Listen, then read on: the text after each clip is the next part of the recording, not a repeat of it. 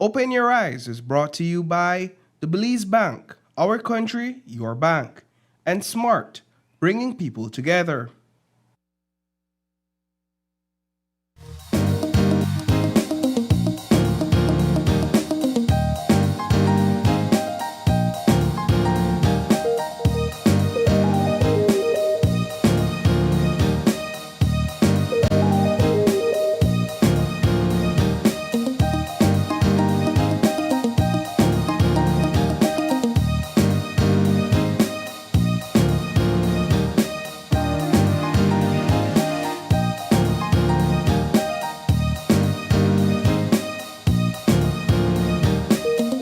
Good morning and welcome to Open Your Eyes. Start your morning right. I'm April Martinez. And I'm Paul Lopez. Good morning and good morning, Paul. Good morning. How are you doing this morning? I'm good. It's Tuesday, feeling very Monday-ish. Yes. Yes. But it's not Monday. It's not Monday. Let me just put you on check. Yes. It's Tuesday, August 18th, Yes. 2026. And wherever you are this morning, however you're starting your morning, whether you're at home, you're at work, on your way to work, you're out exercising, you're walking from the kitchen to the bathroom, from the bathroom to the bedroom, I do want to thank you for starting your morning right here with us on Open Your Eyes. I kind of feel like that routine is something that you do, Paul, whenever you're watching Open Your Eyes. Listen, when yes? I'm watching Open Your Eyes, I just have to make sure I pre-plan my next step so that I know where I can set my phone down when I get into the next room, and I'm already thinking about it. I like as that. I walk. I do that as well. I think so. I get up a little bit earlier than when the morning show is about to begin, and I kind of like cruise. So I go into the kitchen. I have like, if it's you or Sabrina, or if it's Isani or Sabrina, I'm like perusing wherever in my kitchen. Yeah. I sit it down. I make my coffee. I'm listening to us chit chat or to So you how all do you? chit chat. So when you're a fan. I am you're a fan. Viewer, right? So Yes. when you're commenting, then if you're moving so often, when you're commenting, is it that you've stopped while standing to comment, or is that you sat down and you're doing something while sitting down so you're commenting? So there's a moment, right, where I have my coffee in hand and I listen to Onopa, like Facebook or YouTube or whatever, and then I see and I hear something, and I'm like, all right, like I just like put in my So two in that cents, moment, like you're really usually quickly. sitting Yes, down, I'm drinking your sitting or I'm coffee. standing or I'm walking somewhere, but I have I you both see. on cable and on my phone, so when I go into the living room, I just switch off my Oh, phone you're and a then I'm like, serial what? listener. Yes, I can't miss the conversation, and so sometimes I feel like this is what our viewers are going through whenever they're watching us, and so we really appreciate you starting your morning right here on Open Your Eyes. Yes. All right, but we do have a wonderful Tuesday lined up for you all. So if you come over here with me, we can talk about what you can expect in terms of conversation on this morning's show. So we're gonna first kick things off with the national interest at the forefront. We're going to be sitting with the CEO of the Ministry of Foreign Affairs and Foreign Trade to talk about Belize's ICJ dispute, the Crime and Foreign Policy Secretary, and diplomacy. So we're going to be having a two-part conversation with CEO Oscar Arnold. Our second conversation is all about Evolution Motors rent-to-own electric vehicles in Belize. Is it the better way to go electric? With gas prices going up, you want to ensure that you have other options. And in our third conversation, it's all about animal welfare with the Cayo Animal Welfare Society, giving Belize's animals a second chance. So if you have any sort of questions, comments about any of these three topics, let us know in the comments section below. Paul? Yeah, so thank you so much, April, for giving us the rundown in terms of what can be expected from this morning's conversations. Now, here are some things that you need to know before you leave your home this morning. These are some of the discussion points that we'll be touching shortly. In our first conversation, the political scene in Punta Gorda shook up a bit over the weekend with a newcomer, Mr. Maclovio Ak, who's actually an educator. He unseated, if you would, Mayor Carlos Galvez, Obia Galvez. And so we'll be talking a bit about what it looks like for him after the victory and going into the actual municipal elections. And then things continue to heat up with the Miss Universe Belize. That's a controversy, right? Can we use that word over here? Chelsea Munoz, the host of Miss Universe Belize, she has broken her silence, as well as the director of Miss Universe Belize, Destiny Wagner. She speaks out as well on the pageant controversy. And so this is Miss Munoz's statement, beautiful in purple. We'll be discussing it. In our third conversation, shine among three other Caribbean musicians or artists that are being honored at the Caribbean Music Awards being held in September in Trinidad and Tobago. Last but actually no, fourth, NTUCB to host a press conference in place of a demonstration. So they're supposed to be taking to the streets today, Belmopan, Belize City. That called off. They're going to be hosting a press conference at 10 a.m. this morning. We'll be discussing it. And last but certainly not least, it is Tuesday night. And so you know what that means. KTV, the Remix Season 8. And tonight is actually the final competition night. They're going to go all out. And then next week, we announce the winner of this season. So we're going to be discussing a bit about what can be expected tonight. April, back to you. All right. Thank you so much, Paul. Looking forward to having these chit-chats with you and, of course, with our viewers. But we want to say a special good morning to our viewers that as soon as they wake up, they turn on Open Your Eyes. So I see we have already online Samson Jacobs, good morning. Francisco Madrid, good morning. Of course, we have our regulars, Janelle Trujecki, good morning. And thank you all so much for waking up and starting your morning right here with us on Open Your Eyes. But Paul, some of these things that we need to discuss, I'm sure that they have had the commentary all over social media. People are already talking about it.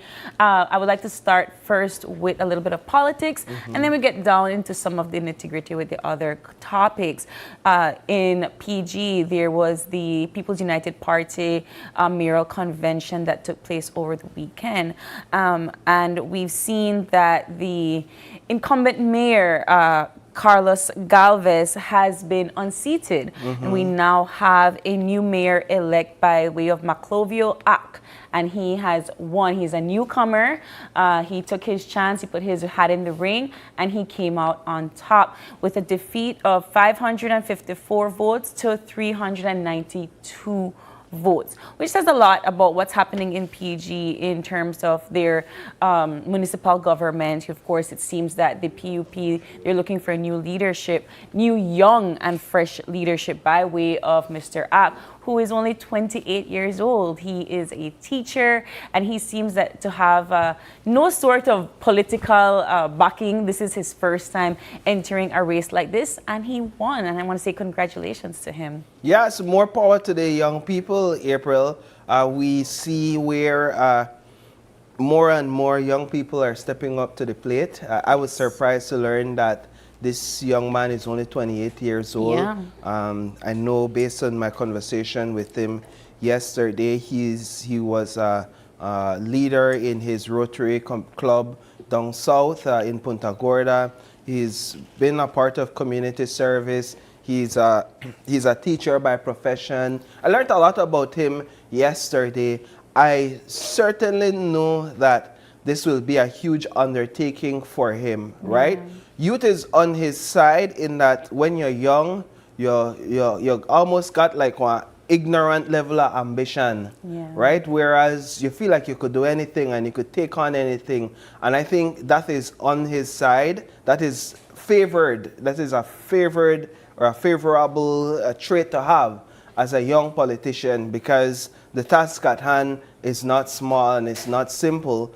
I wonder what it says though about what Punta Gorda residents think or feel about the mayor at this time, who will soon leave that seat, Mayor Carlos Galvez. It's certainly a vote of no confidence against him in terms of the PUP support in Punta Gorda, saying that we want Mr. Ak over a two-time mayor. We want this newcomer over a two-time mayor. So it definitely says something about what they think and what they feel about his performance in that community. But when I think about young blood, I also think about what's about to take place in Belize Belize City, City, right? for Where you sure. have two young candidates as well that are vying for the mayoral position here in Belize City under the PUP, of course.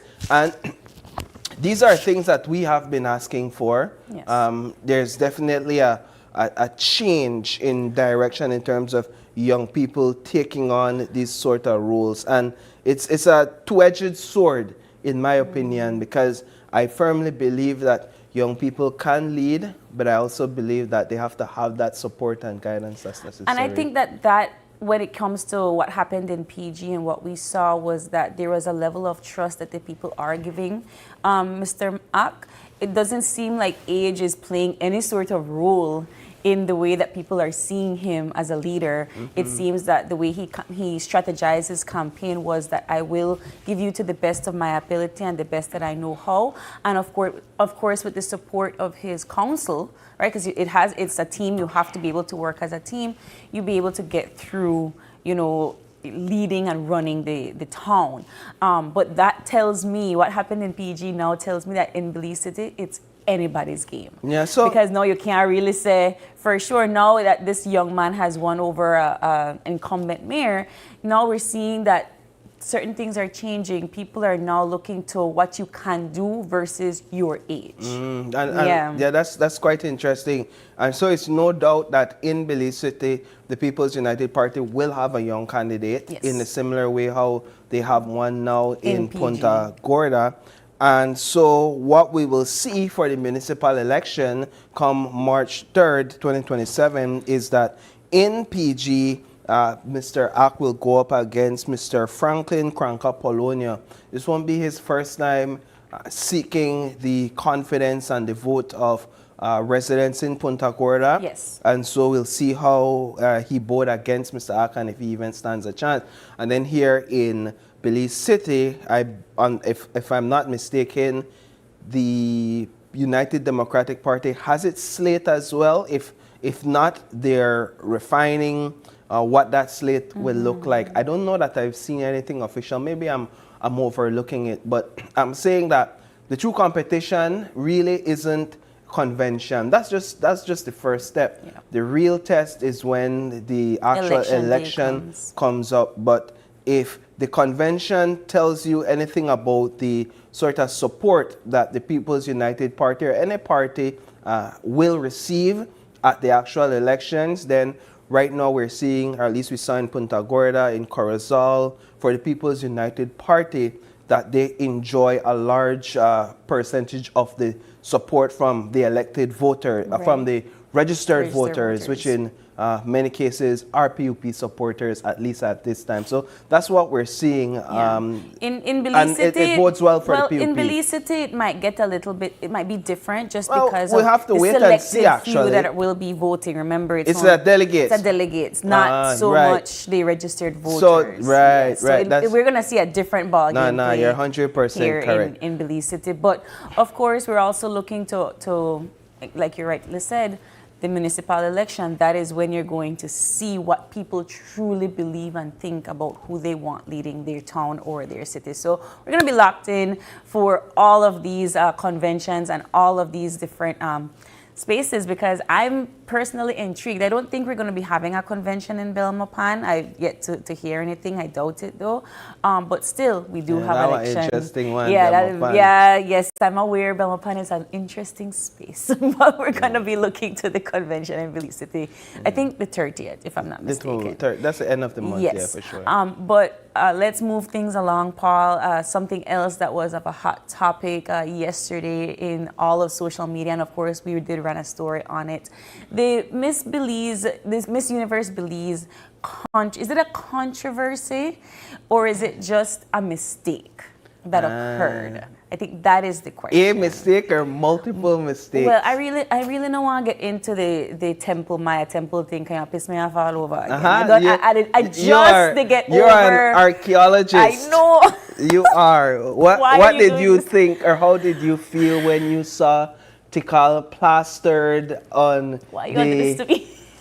on the stage screen at a Miss Universe Belize competition. And then we are give some credits after that. But I want to hear You your hear thoughts. what you said just now, right? Yeah. A Tikal monument at a Miss Universe. Yeah, but so what did it make? Exactly. Let That to poke me the bear a makes little bit. no sense at all. I feel like, and it's happened multiple times. I've given people examples. So this is where- not the first time This you is said not that. the first time I've seen something where when your AI or Google Maya Temple, because Tikal is one of the more famous ones across the world compared to those in Mexico and here in Belize and Honduras, it is very famous. So if you Google AI Maya Temple, the chances of that Tikal twin temple coming up is very, very likely. My issue with it is how you don't know. How you don't know if we change it, how you don't know if we deal with it.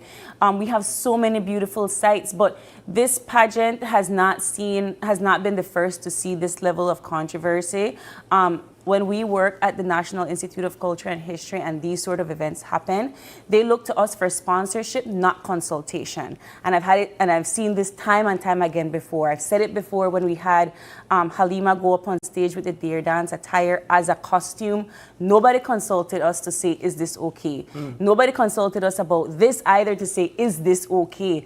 And I feel like when you miss those little things that you don't think is so relevant, you'll get the backlash of the people. Because how dare you, really? We have so many beautiful monuments to be proud of. I mean, we have Lamanai that made the World Monuments Fund list. Caracol is the largest one here in Belize. That beat out Tikal, by the way, during the Star Wars back in the days. If you never know, now you know, right? We have so many different things to be proud of here. And so, man, Paul, why you start? Me now I vex all over again about it. Listen, I am sitting down and I'm listening and I'm gleaning because this is really your field and I understand for you it goes beyond just the Tikal. You're right in saying that. I like that you said actually that there hasn't been sort of this relationship fostered between the experts of culture, or at least those who work in this space and know this space intimately, and then people who have these one-off annual events. Yeah. Right? So you plan this event that happens annually. I think at this point there should be some established relationship where there can be some level of consultation. And if you don't want to go through all the other people, just reach out to April and say, hey, April, come make we talk, man. I need some guidance and some direction and some knowledge and some I'm things not like gonna this. lie, I've had people in various networks do that. And I don't think I've ever said, no, you Right. can't ask me, or I don't know, or not giving you a contact. No, I want to name your price. No. I want to name your price to you because you know But what, you are the kind. it's just one of those moments for I think all Belizeans where we're saying, come on, man. I think even for something as this aesthetic, you have the Blue Hole next to Guatemalan Tikal Temple. I think when you're making these things, don't make it look so obvious that there is that level of mistake. Yeah. But the controversy that I know everybody is talking about, or the mistake that everybody is talking about, is the way that the top 5 was handled, and now we have Miss, I think her name is Cayo Rose West, that is the winner. And of course, congratulations to her. I know that she was initially supposed to be in the top 5. There was that mistake, but we heard from one of the hosts, Chelsea Munoz, who said, it was just chaos and there was just a lot of miscommunication. And so when they finally read the actual top 5 afterwards, they realized that there was a mistake by way of reading the 6, quote unquote, 6 delegates. And just my quick take on it, I don't know a lot about pageantry, apart from, aside from them asking me to host the event last year. I don't know who came up with that idea. I said, I want to host, right? And thank God, we never had no Steve Harvey moment. But since you right? were a host, though, what was that experience like? Was it as chaotic as Miss Chelsea is I didn't see any chaos, honestly. Like I'd be real. Like there was no level of chaos in the background. My only gripe, if I really have to pull one, my only gripe is how long it takes to go from one segment of the night to another segment of the night, right? Like, I really wish I would prepare some stand-up comedy jokes so I could entertain the crowd. Because you feel lost with a little bit of silence? No. I felt more bad for the crowd that you have to sit there and wait. So if you're watching on television, you're not going to experience You're not going to experience that, right? So that kind of like my only gripe, but you could look past that when you understand how long it takes for the contestants to get ready for our next segment, for example. If you see it, you could say, all right, this time no, that then they sit down wrong and then they lollygag. Actually, they try to get the contestants back on stage after preparing, and then the judges take some time to tabulate. But outside of that, there wasn't any chaos. Thank God we were given the proper list. But so I don't know a lot about pageantry, but I do know enough about leadership to give Miss Destiny Wagner some grace, right? Because I think that it is a huge task that she took on. Of course. And the fact that she stepped up to the plate in such a short time. In such a short time and said, you know what, we're going to do it. We're going to make it happen. And I honestly, I don't buy the time excuse. Like, I don't buy like the time rationale that, oh, we had this little time. Okay, good. I get it. But that's the time you have to work with. Yeah. And as a leader, you're faced with these sort of pressures. But the fact that she took it on, the fact that she executed, wasn't flawless. She admitted that in one of her posts last night, but she got it done. Yeah. And she didn't she didn't pull back middle of it, the process, and say, you know what, I'm done with this. She continued on. She broke her silence last night. And at the end of the day, she has a winner that she now has to work with for the international competition, and she's given her commitment to work with that winner despite all the challenges and all the negativity that's coming against her. She has to weigh that, and she has to carry that negativity from the public while still trying to move forward and work with this winner, Miss Callie Rose West, I think her name is, right? And yes. So I give her grace. Oh, and I say, trot on, and I say, sometimes you just have to put on the blinders and you just have to move forward. I didn't like doing her statement last night that she did not address the Tikal thing. Well, but you addressed it just now in a proper manner, and so I appreciate that. But I give her grace this morning. Listen, first of all, I have to give Destiny the biggest amount of flowers. And I'll say it because I know her outside of pageantry, but I also know that when she commits herself to something, like you said, she's going to follow through 110%. Despite the negativity. And I will say that for this Miss Universe Belize, I know she had mentioned it when she was here on the couch, but I have to remind people that a lot of these pageants, before it was bought over by this new organization in El Salvador, before that, these girls had to make sure that they on their own get their dress. They on their own get to point A to point B to meet some of these other spaces and to interact and network. They on their own had to find their makeup. They on their own had to do everything. And if you notice, there were no sort of like many sponsorships giving all of these different prizes and grand prizes and so forth for previous Miss Universe. It was very much the team and then whatever the girls can put together, right? That is a huge thing for a contestant to have to go through and deal with. This year, these girls just had to show up. Everything was for them. Everything was paid for. They had the luxury of having so much sponsorship that they didn't have to stress out, compared to other delegates before in previous pageants. And so if you never know that, now you know that takes a lot of networking by an organization to ensure that these girls are well taken care of. And that is a huge difference that I feel like people aren't realizing. So while you might look at the pageant and be like, oh, the organization, yes, it takes time, right? We're working with this new organization. We're trying to build something in Belize.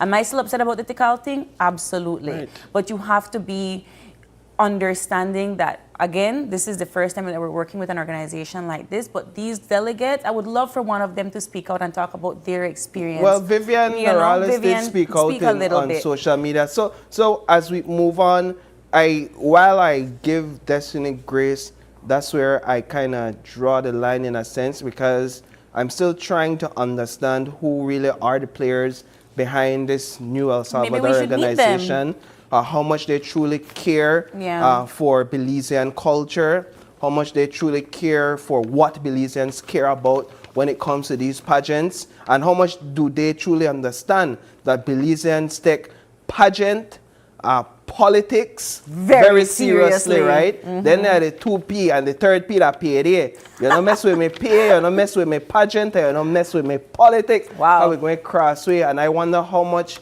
that organization in El Salvador, led by our Salvador counterpart, truly understands that. But let's move on Yes. to the NTUCB press conference.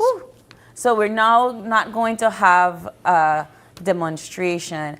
Prior to Cabinet's decision on saying no to the smart acquisition by BTL, there was supposed to be a demonstration today, led by the NTUCB. But since Cabinet has said, no, we don't agree with this, we're standing with the people, that demonstration has now turned into a press conference. What do you think, Paul? Yeah, so, yesterday the NTUCB issued a statement to say that they will make a list of demands essentially this morning. The press conference is at the BNTU headquarters at 10 a.m. and I understand that it's going to be led by all these social partners, BCCI, NTUCB, Everybody that Shame, was- NIAB, Network of NGOs, all of them are going to be at the head table, and they will make a list of demands, as I've understood it, based on a statement yesterday. And what the NTUCB says they're doing is that they're saving their resources and their energies in the event that the powers that be do not respond adequately to the demands that they intend to make today. So they're saying, we're not to cancel the demonstration, we're to be a little bit more strategic. We're putting it off. Is it then that the Prime Minister and the Brazilian administration won the first round by calling off or saying no to the proposed acquisition, and as a result, that decision impacting what would have been a massive protest today? Yes. So because of that decision, the protest will no longer take place in essence, right? But at the same time, the social partners can see it as a victory as well, because it is their voices and their opposition that I believe pressured the cabinet to say, all right, we're not going to go ahead and go through with this. And so there's not going to be a demonstration today. There's going to be a press conference, and we will be there. We will be bringing to our viewers exactly what those demands are. And then, of course, we're going to be discussing the way forward for this movement. Let me say, Sabrina and I kind of touched briefly on this on Friday,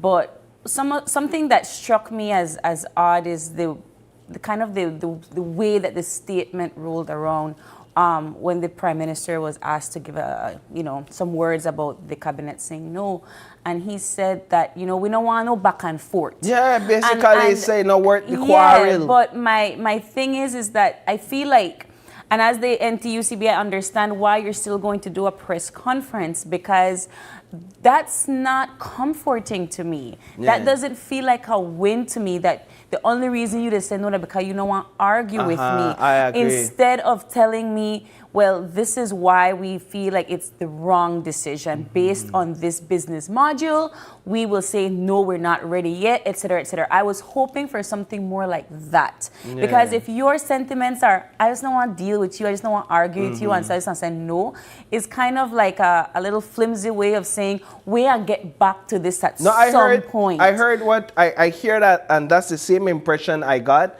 BM said that he does not see, and me paraphrasing here, that it makes any sense to go into a back and forth with people that does not want to discuss this thing constructively.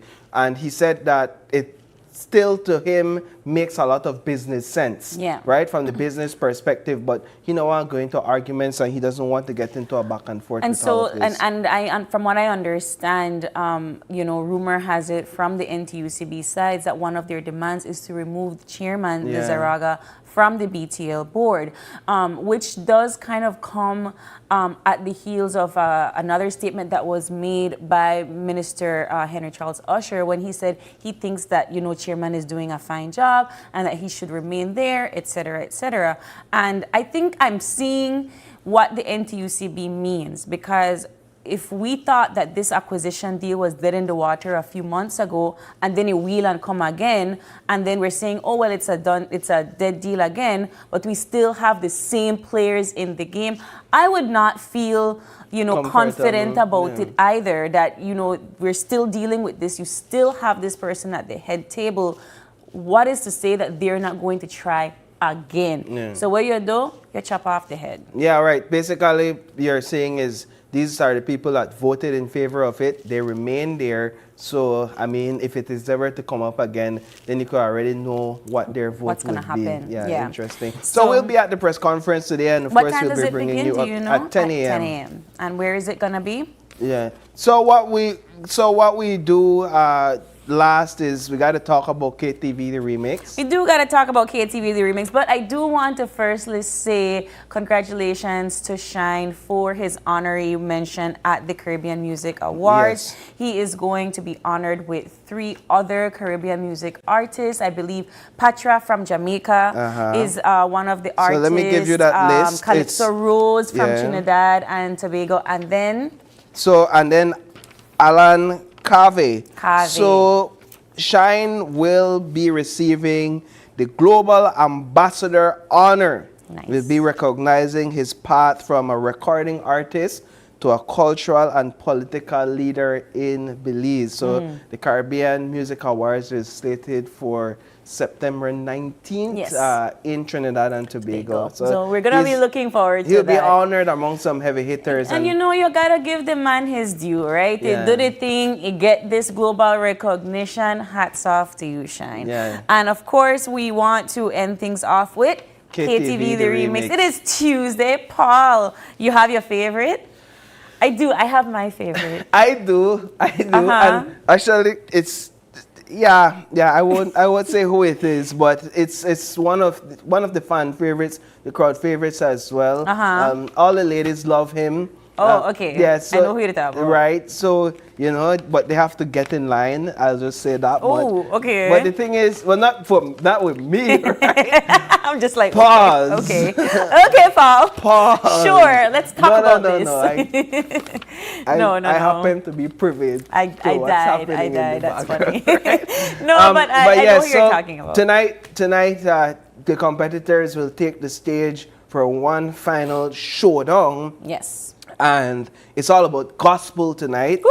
And so what That's always a hard we will genre. see is 4 competitors start the night, but only 3 continue through the night, And then- right? So one will be eliminated, but we're at the stage now where that elimination comes after a battle round. Yeah. So through the battle round, from the bottom 2 or those 2 who receive the least votes, the judges decide which one move on after that battle round. Wow. And so at that point, it's all about the judges and who they think battled the best. And then after that, we move into the gospel night. One of the things I can say is that tonight we'll also get to hear and know a little bit more about who the top 3 competitors are.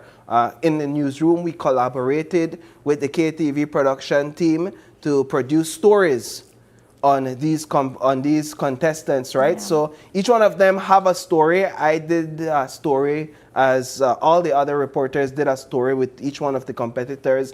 And tonight those stories will be aired during the live show. For the top 3, we did it for all, just this behind the scenes, because we don't know Who's will going make to it. actually It's the win. judges That's who true. decide. And the top 3 will hear a bit more and learn a bit more about who they are. I'm so excited just because it's such a diverse crowd that's going on. You have such a young girl, and Boomy girl, I'm rooting for you. Yeah, you're your favorite. She is one of my favorites. She's the only I know, but I'm like woman left on the competition. But I'm just saying, like, she's one of my favorites. That's in good. the sense that I really love that she seems so shy, and I think that this is something like she's like a breakout star almost. So I love that about her. I love Judson. I just think his charisma, his behavior on stage. He's a very good performer, so I really like him too. And I think all of the KTV contestants have given us a great show. But if you want to catch the KTV The Remix live, be sure to purchase your tickets. We have them here at the GBM studio on Coney Drive, and of course you can get them at 88 Shopping Center. Yeah. But that does it for our 5 things this morning. Paul, let us know in the comment section what you think. Let us know which KTV contestant you'd root for, and if you're done, vote for them already. But for now, we got to get into our weather prepared by the folks at the National Meteorological Service of Belize.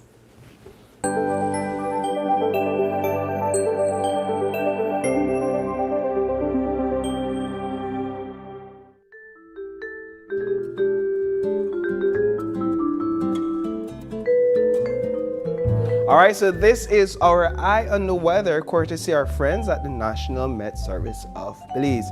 Let's look at today's forecast. It's going to be sunny with cloudy spells today and cloudy at times tonight. Showers or thunderstorms will be isolated, with a few more likely over central and northern areas this morning, then over the south tonight. So isolated showers across the country, right? Let's summarize that for now.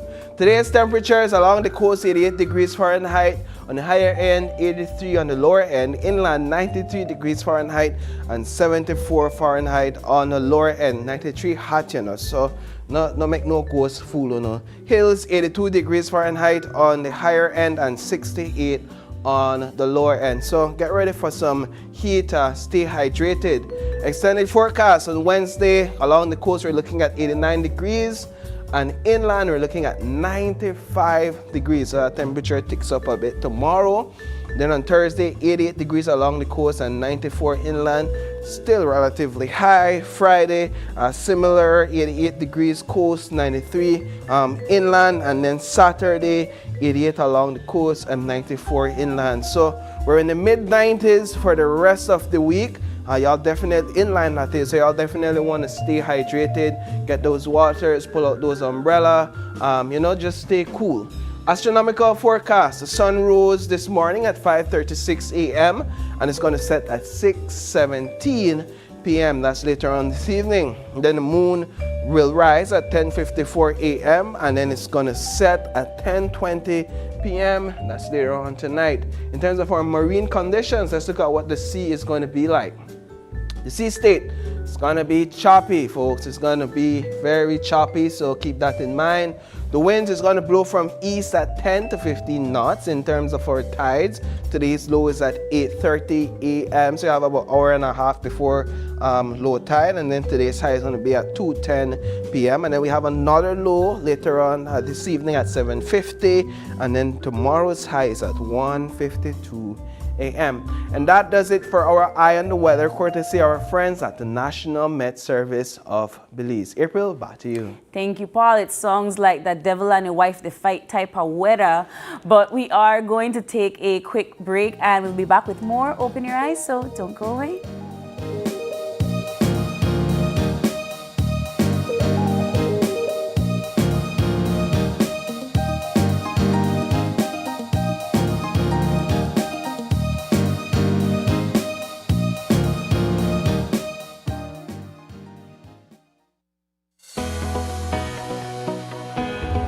Connection isn't something you switch on.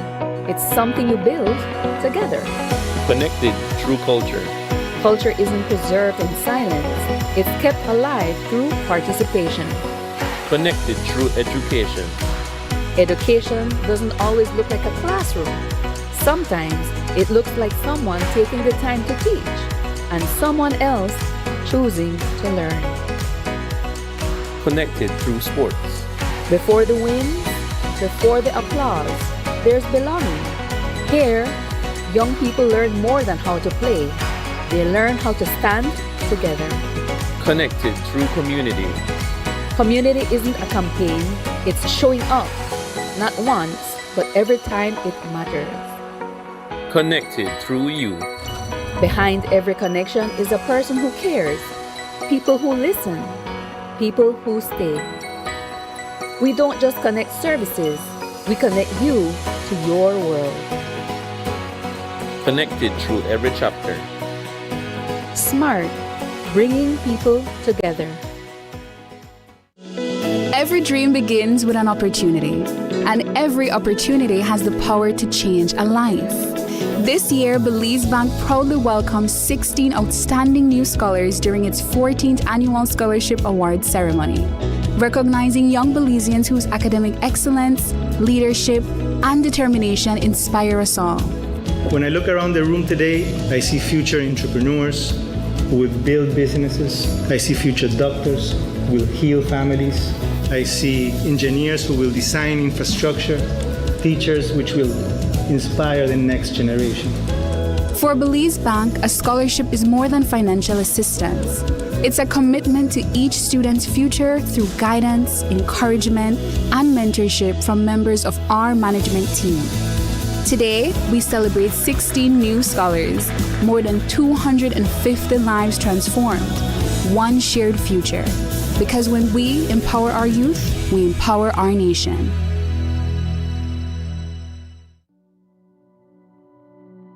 There are many questions about child marriage and early unions. But remember, child marriage and early unions are harmful. They happen when a boy or a girl under 18 is married or living in an adult union. We can end this in Belize by knowing and respecting children's rights, Understanding who is most at risk, learning how to support each other, and remembering how the law protects us. To learn more, talk to a teacher, social worker, or follow the National Commission for Families and Children for more information. Protect Belizean youth. Our future matters. To learn more, follow us on Instagram and Facebook. When your baby feels comfortable, you feel confident. Because every little moment deserves protection you can trust. Kushkin's diapers are designed with ultra-absorbent layers that lock in leaks while staying soft, dry, and gentle on delicate skin. So your baby can play freely and you can enjoy every smile without worry. Kushkin's diapers, comfort they feel, protection you trust.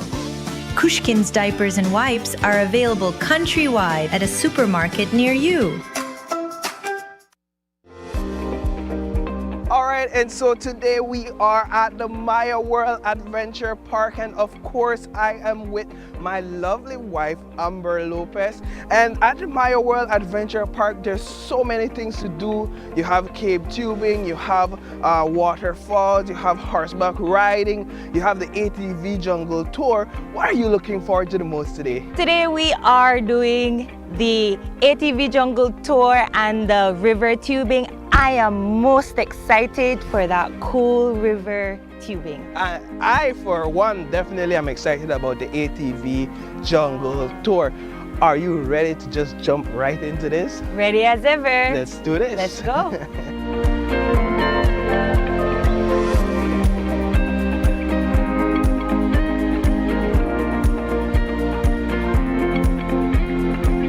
Man, look at the ATVs. They have a lot. Yeah, I know I want the yellow one. Yeah, I want the red one. But are you going to be on the same? Maybe, I don't know.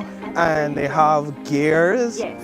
goggles, masks. I like this one. Do you? Hi. Hi, good morning. Good morning. Paul. Fredrito. Amber. Amber. Nice to meet you. Nice to meet you. Welcome to my office. Thank you. Yeah, Thank so you. we are at Mayan World destination. Yes. And of course, this is where we do, a whole lot of things. Yeah. It's not only ATV ride, but a lot of times when people get to see the bikes, they get too excited. Yes. They forget that we do other stuff. Right. But let me tell you that we do, if you come over on this board, we have all these, you know, the different tours that we do. Just let me remove these. Yes. We have different tours. So we do river tubing, so which we are going to do that today.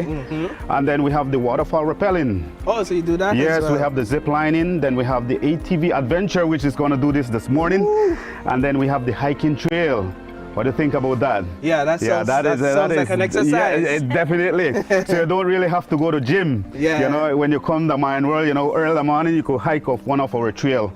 You know, so, and then also we have the horseback riding. Okay. So those are the package deal that we have in terms of when you visit my office. Yeah, so when people come, do they combine the tours Yes, sometimes? so pretty much we have a combination. That combination is the zip lining and the river tubing, which takes you like about pretty much a half day to do that. Nice. You know, which your people would zip first, and then from there, you know, they would float down the river. So those, if you combine that, it will take you like roughly about 3 to 4 hours doing that tour. What do we do now? So of course, you know, we're gonna jump on one of these bikes. Yeah. You know, and if you notice, we have, you know, a line of these bikes. This is our waiver form, so you can go ahead and fill that out.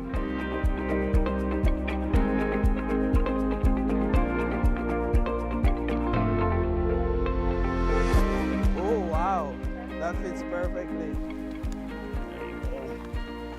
We're going on an adventure. The tour consists of going through a farm. Then from there we get under the canopy. We get side of the foothills that we see on the road. Sometimes when you're driving down south, you will see those foothills. So we're gonna get very close to that. We have a trail that goes there, and then we're gonna do a loop ending back here again. Okay, so this is gonna be fun. Let's do this. So both of us, we have a manual shift, you know, a manual engine here, which is you're gonna shift with your foot. You know, you gotta tap it with your foot. This is where it's gonna work, Amber. So you gotta put your foot underneath the lever. Underneath the lever, Paul. Underneath, yes, there you go. So that is how you're gonna shift. But every tap, every click that you do with your foot, it's telling you that you're going into a gears, and then you're moving faster. Okay? Go ahead and press it. Hi, hi, hi.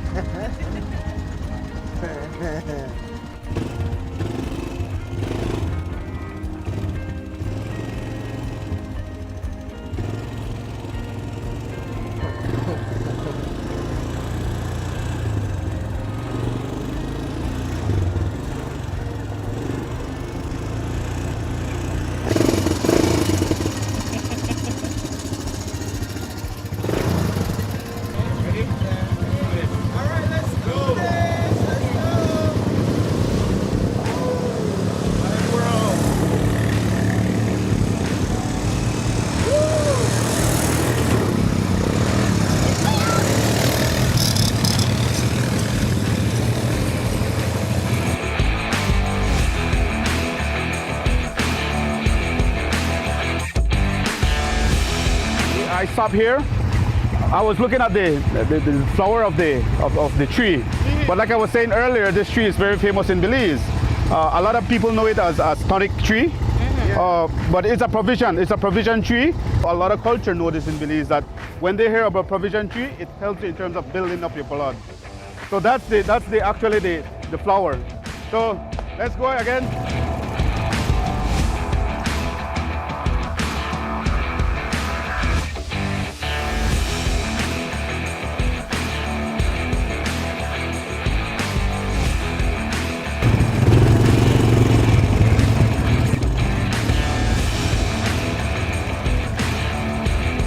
Yeah, well, so far we've seen quite a bit of jungle terrain. It's been an awesome ride. The bike isn't as hard to maneuver as some may think. It's pretty straightforward, and if you're not used to driving anything manual or standard, this is pretty easy to do.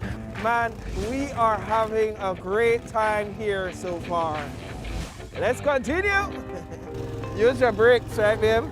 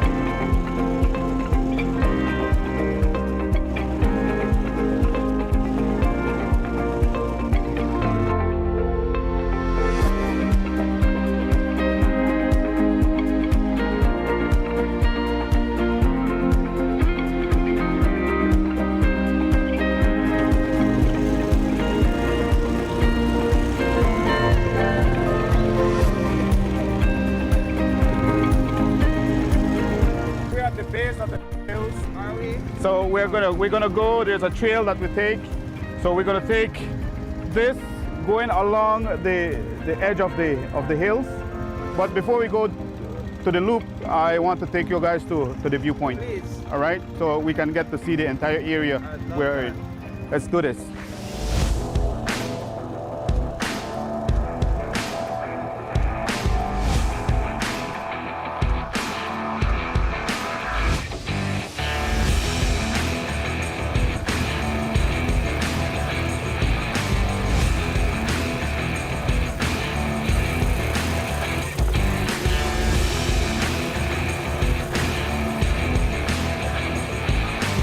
Man, this has been an exciting ride so far.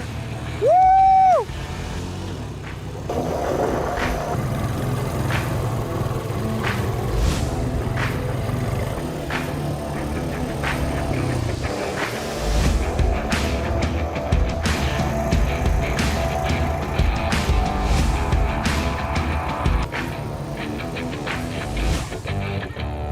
Look at this view. Oh my gosh, what are we looking at? Yeah. Look at how beautiful our country is. Yes, oh my gosh. Goodness. Look at it. Because since it's dry season, Yeah. there's a lot of wildfire taking place. Okay. So that's why there's a smoke in the air. Yeah. But usually when it's clear, man, you can see actually the Caribbean Sea. But I love the lushness of the forest. Look at it. Like look at- it seems so untouched and pristine. Exactly. And Green. look at those rows and rows Oh, what are of those? trees, and those are the oranges. Those are the oranges. To get this view, I didn't have to use my legs to climb anything. The ATV brought me all the way up And that here. is what I said to you guys earlier. You know, the only way how you can get to this viewpoint, if you take one of the bike. You know, you take one of the bike and we get to this viewpoint. You know, amazing.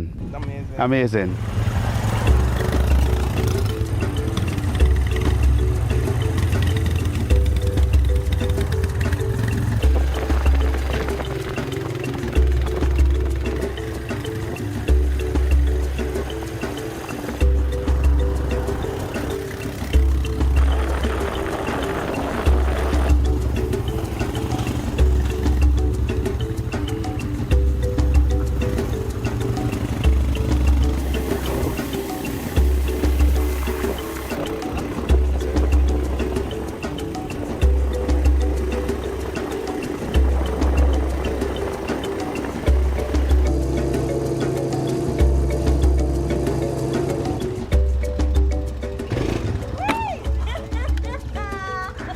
I read the bricks. High five. High five, man. That was so good. This was such an excellent tour. What you say? Amazing. Ama- Short of amazing and thrilling. Within 45 minutes, we got to see a lot. I'll tell you something. If you're intimidated by the bike at start, by 5-10 minutes in, you realize how easy it is to ride. You get pretty comfortable. And I'll tell you something about our guide. He remained with us along the entire way, so continuously checked up on us, ensured that we knew what we were doing, and if we had any questions, or if we needed any advice on how to ride the machine, or even the directions to take, he was right there. This was just an amazing journey. Loved it so much. All right, and so that was it for our first adventure. All right, we are halfway through. Next, for my favorite part, let's go river tubing. River tubing. See you guys on the water.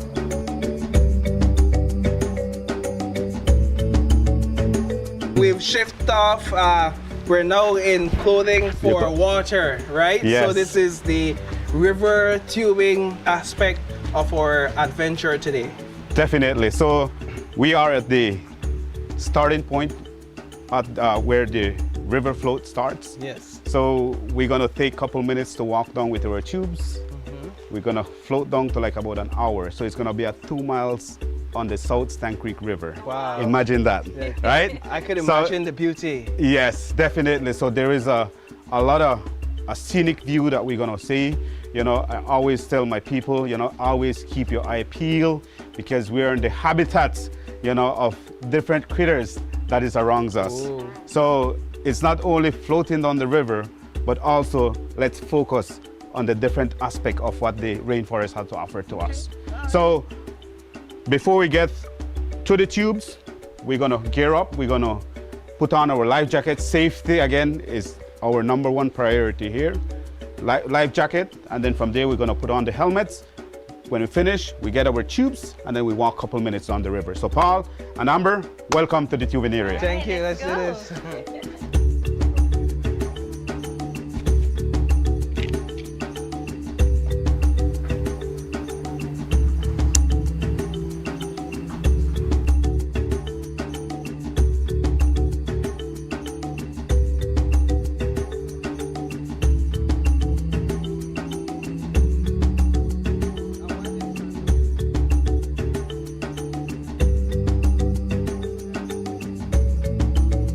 So right now we are in the dry season. Of course, we're in March.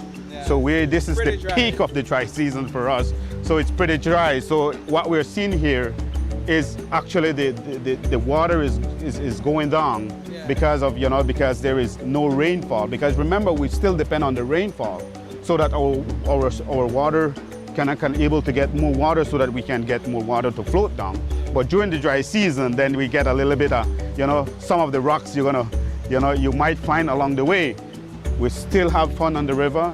It doesn't matter which time of the year you come. Yeah, let's do this.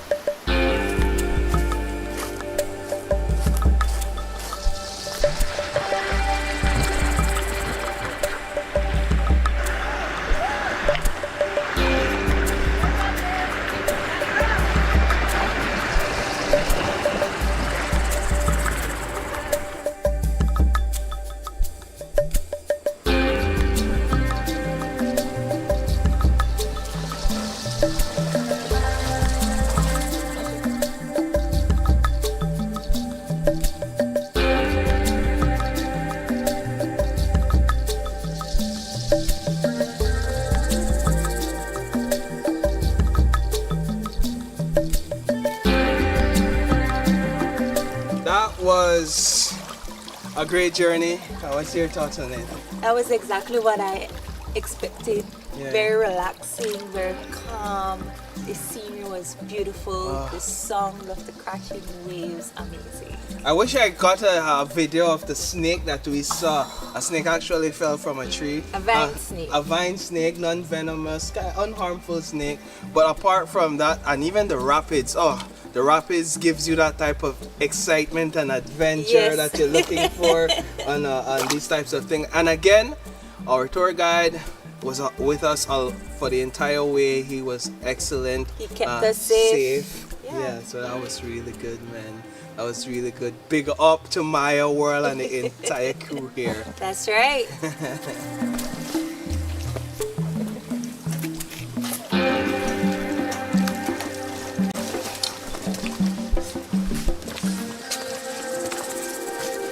We've come to the end of our Maya World adventure, and it was nothing short of amazing. First, we did the ATV jungle tour, which was very thrilling. Yeah. And then we winded down with a very cool river tubing. What was your favorite part? My favorite part was definitely the ATV. I got a hung of that ATV ride. And despite the dust, it was just amazing for me because of the thrill and the excitement. For you? For me, it was washing off and relaxing as we were floating down the very beautiful river, looking at the scenery. It was all just simply amazing. So all of it was great. And now with those two tours out of the way, we're hungry. And so we've come to Maya King Grill and Beer Garden for some food. We're gonna enjoy some food. We're gonna wrap this up and we're gonna say see you later. Let's go.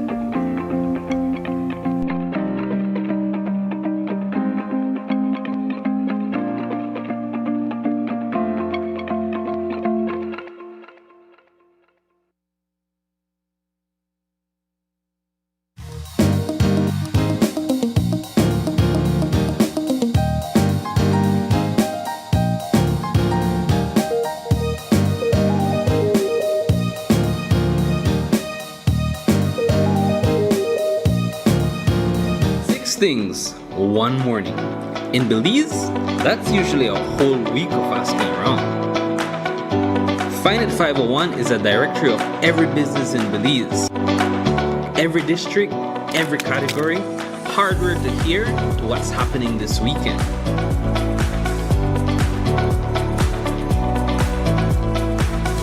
Done before noon. 6 businesses got found this morning. Is yours on Find It 501? Insurance fact. Did you know Home Protector Insurance provides liability insurance that is for licensing? Public liability insurance for the hotels and guest houses protects the guests staying at the resort. Tour operators insurance for on-site tourists and marine passenger liability for passengers. You take care of your guests, we'll take care of you. Visit any Home Protector Insurance office near you to learn more.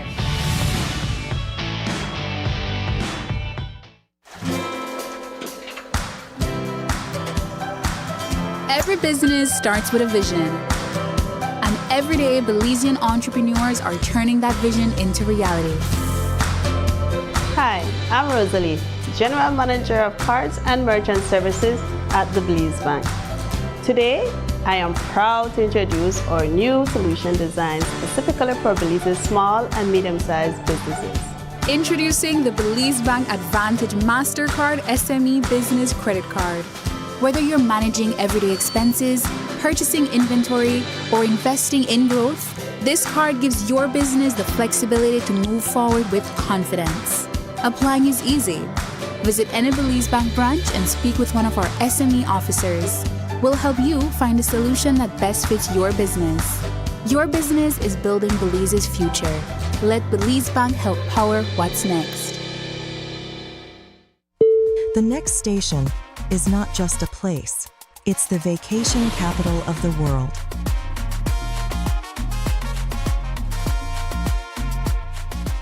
Mexican Caribbean, the vacation capital.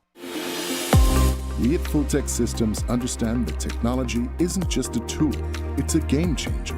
At home, smart devices and AI are revolutionizing daily life. In education, tech is making learning more interactive and accessible for students and educators alike. For businesses and government, it's driving innovation, streamlining operations, and unlocking growth, leveraging tech for better services, infrastructure, and security. At Fulltech Systems, we help you thrive with cutting-edge solutions, partnering with leaders like Dell, HP, Microsoft, APC, Fortinet, Cisco, and Tomie. We deliver the right products for your needs, whether it's boosting efficiency, improving customer engagement, or scaling operations. Connect with us and let's drive innovation together. Fulltech Systems, your technology center, where you come for the price, but stay for the service.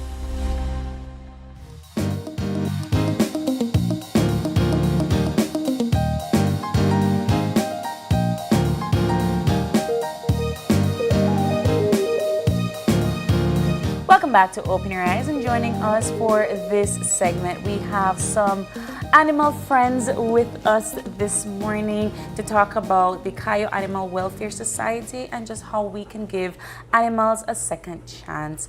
On the couch, we have with us Jody Shade, and she is a member of Embark in Change. Correct. Good morning, Jody. Good morning, April. And we also have Jessica Schreiber, and she's a volunteer over at the Cayo Animal Welfare Society, aka CAUSE. Good morning. Good morning, Jessica. Good morning, Jody. Good morning. And ladies, thank you so much for joining us. And of course, Buddy, thank you so much Yes. for joining us. How dare you How forget dare Buddy. I forget Buddy? Aw. And he is looking beautiful. Jessica, you guys have done an amazing job with Buddy. And he is happy. I'm glad that he joined us on set. But let's talk about CAUSE, and let's talk about Embark in Change. I know that CAUSE, of course, is an animal shelter, but you've done a lot more than just take animals in, and you guys have a collaborative project going on. So let's talk about CAUSE and Embark in Change. Let's start with you, Jess. So CAUSE is volunteer-based and donation-based. We try to hold fundraisers as much as possible, donations through any way possible, which funds the ability to have big spay-neuter clinics to help the overpopulation, and also helps to provide maybe food, find shelter, fosters for the dogs that need it, that are homeless or abused. And so it's just a group of volunteers and fosters that spend a lot of their time trying to make a difference. And sorry, I want to take a quick step back because some people may be familiar with your face and you and Buddy because we've had you all in the news, but it's the first time I think that a lot of people are actually seeing Buddy in a setting like this. Tell us a bit about Buddy's story.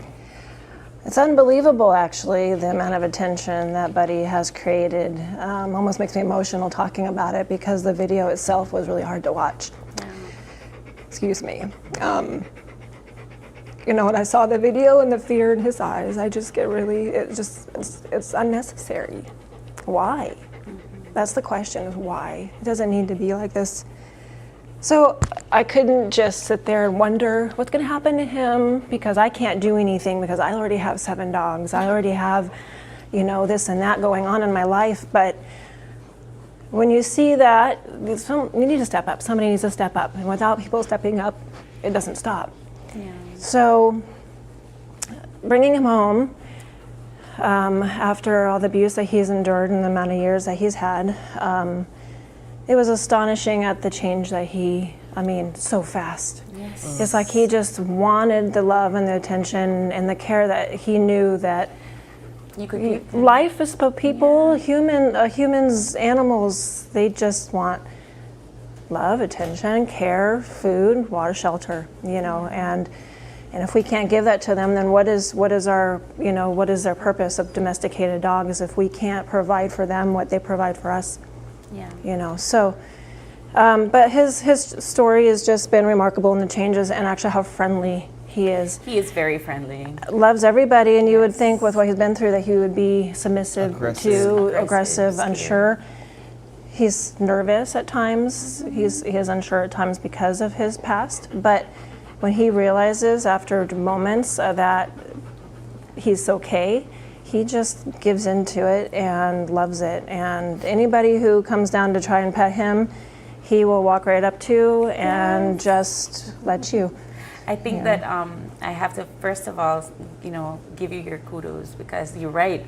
A lot of people wouldn't look at that video and they would just turn a blind eye and say, there's nothing I can do. And so it is remarkable, his change. I know we still see a little bit of his scars and so forth. That's from the chains. That's from the chains. He's endured and so forth. How old is Buddy? I was told about 3.5, 4 years old. Okay, and he was in that condition for that long. This does not look like the same dog, guy. I have to say. Buddy here looks way more healthier. I see you put on some weight. Yes. The fur looks beautiful as well, like just the face, the eyes. And he looks so happy.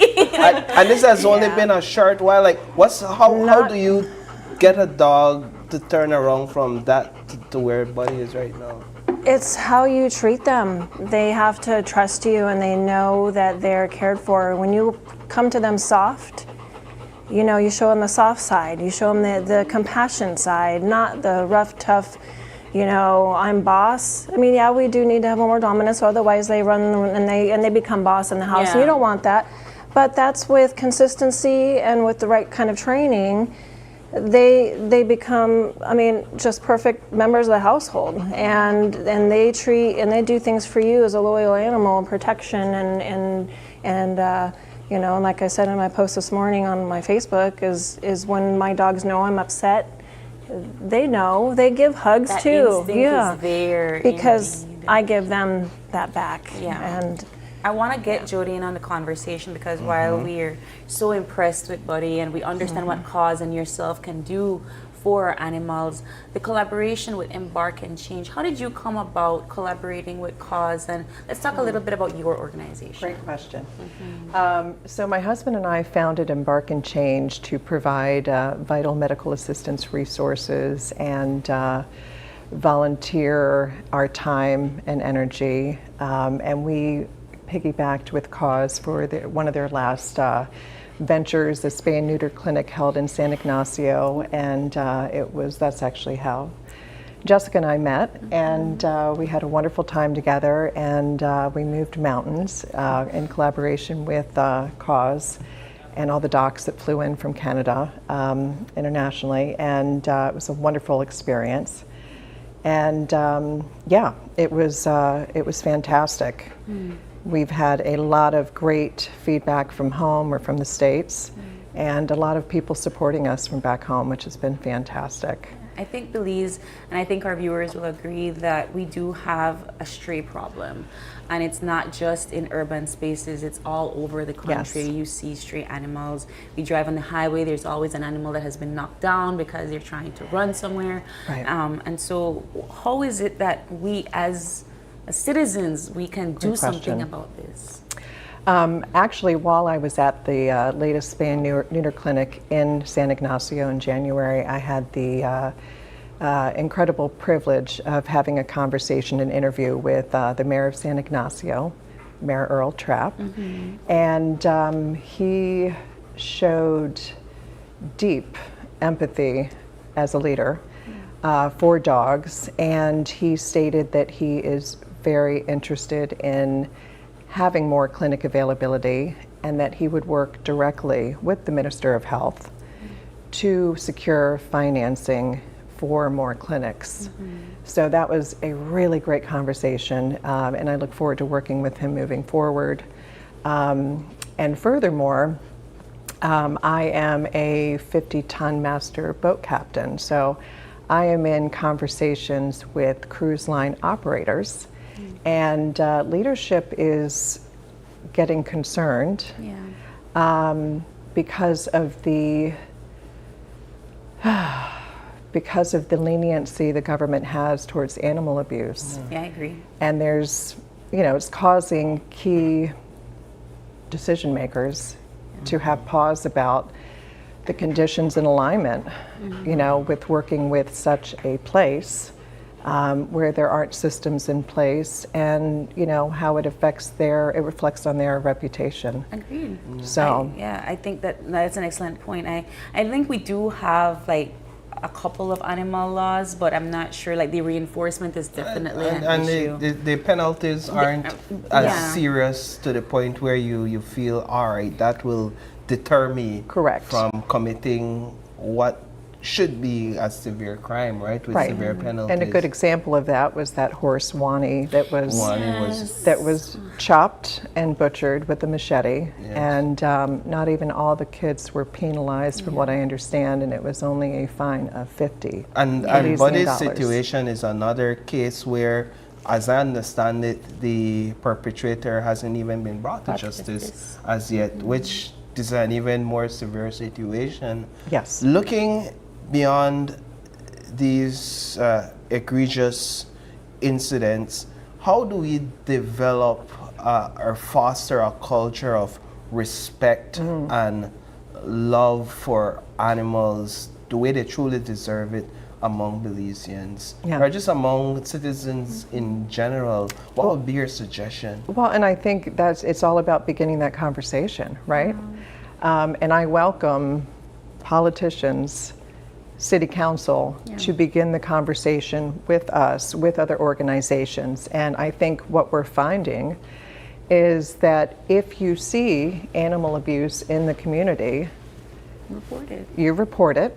If you don't hear anything from the police, which seems to be the case majority of the time, reach out to, post something on Facebook, post something on Instagram, and if you'd like to be anonymous, you can absolutely send it to one of the many societies, animal welfare organizations, and we will post it on your behalf to make sure these animals are heard because they cannot speak, just like Buddy. What, in your view, constitutes animal abuse, if you would? And are there perhaps degrees to it? Like if I don't give my dog that's chained outside water on a hot day versus if I hit or constantly physically abuse the animal? Well, I think it falls into different brackets. You have starvation, you have neglect, and you have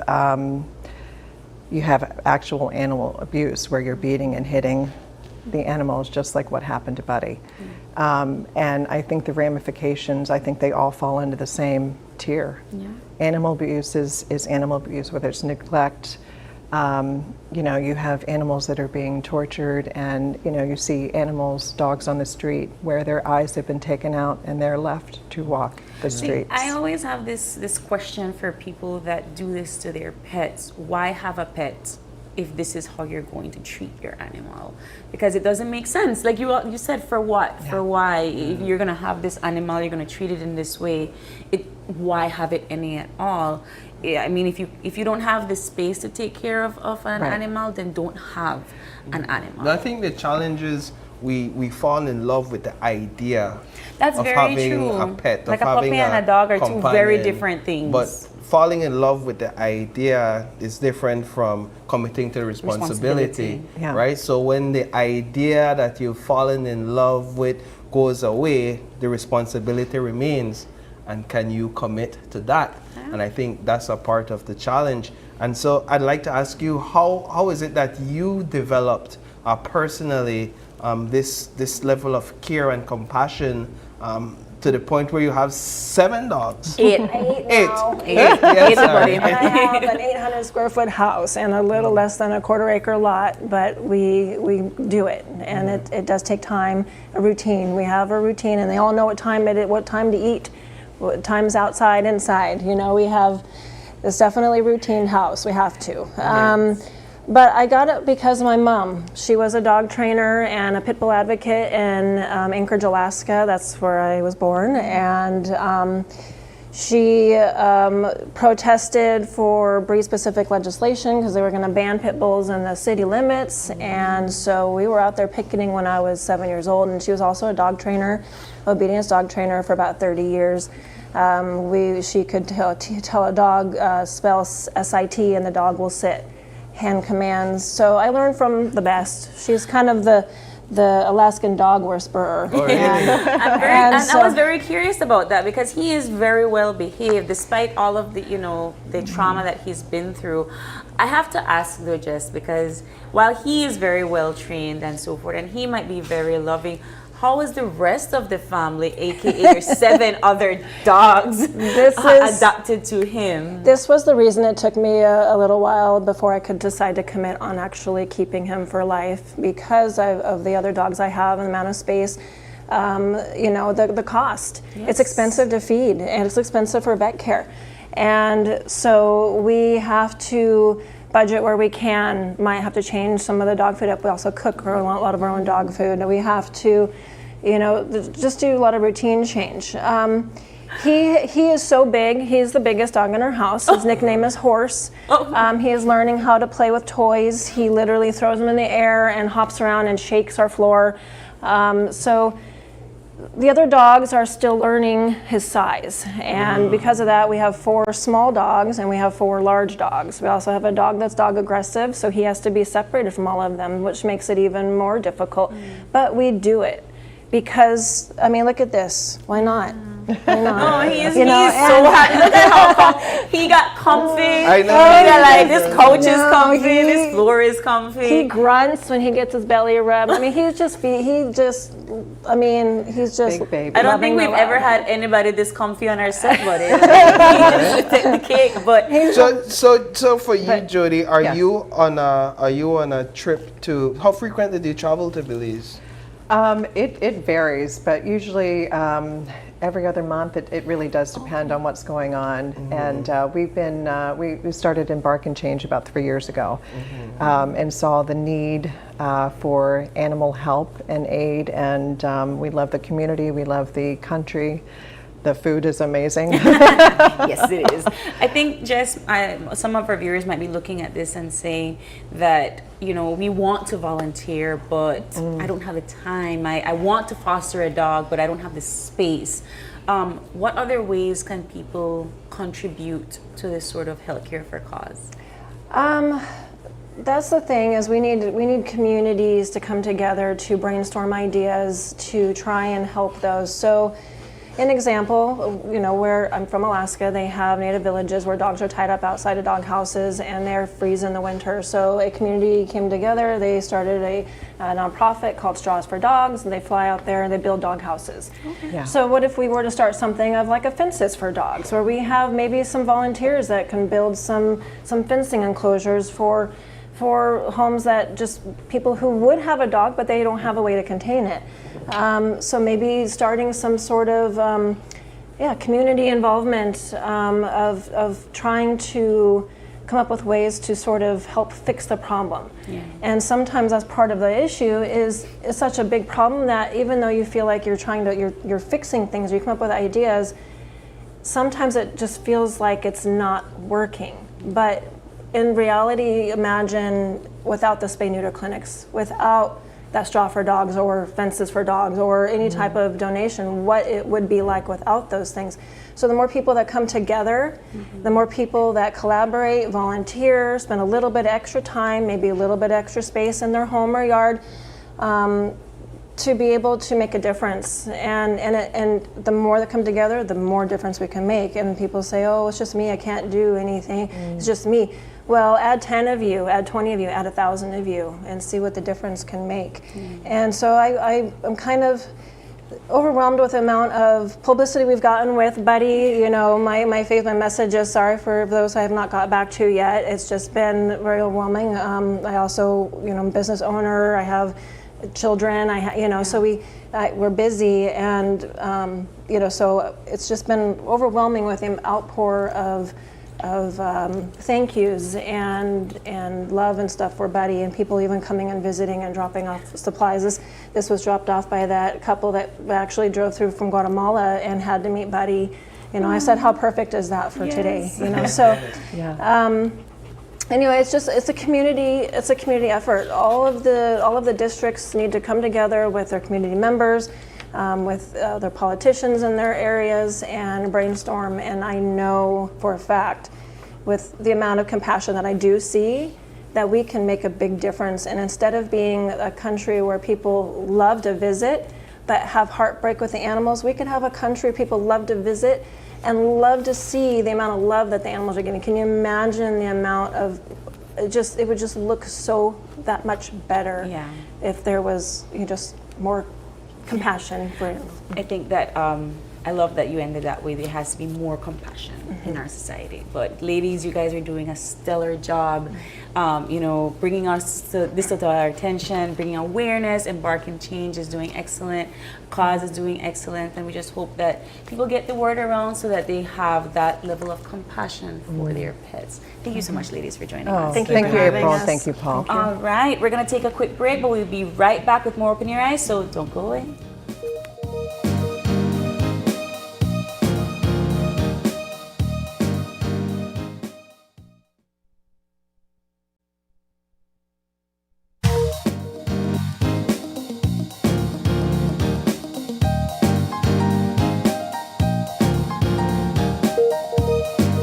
There have been a lot of questions about what the proposed broadcasting bill could mean for online content creators. So, here are answers to some of the most frequently asked questions. You create content online. You post videos, go live, work with brands, and maybe even get paid for advertising or sponsorships. But does getting paid for your content mean you now need a broadcasting license? The short answer is not automatically. There are specific requirements that determine whether you're considered a national online broadcaster under the proposed law.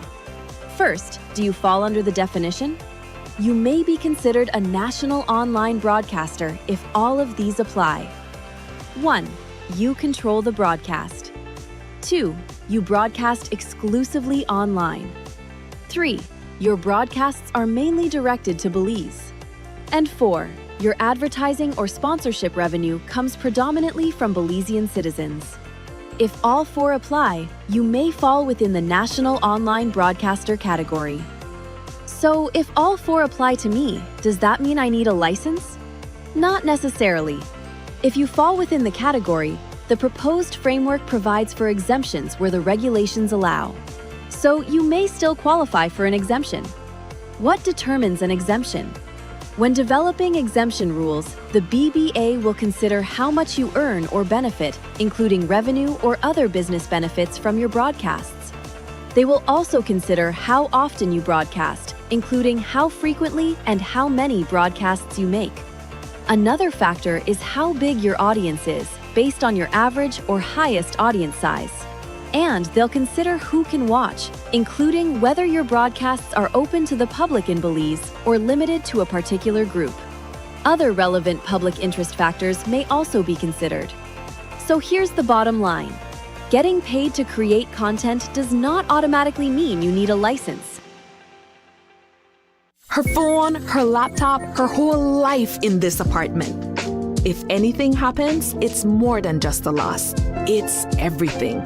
RF&G Renters Insurance helps protect what matters most, even when you don't own the place. Get a smart start this new school year with deals you don't want to miss. Get a prepaid device starting at just $235. Choose from the TCL 503, Honor Play 10, Samsung A07, Samsung A17, and more. Every prepaid device purchase includes a free starter package with minutes, data, and SMS to get you started. Students and teachers, sign up for a Trio postpaid plan and enjoy 50% off for 3 months. Bundle your Trio plan with a postpaid data plan and get a free MiFi.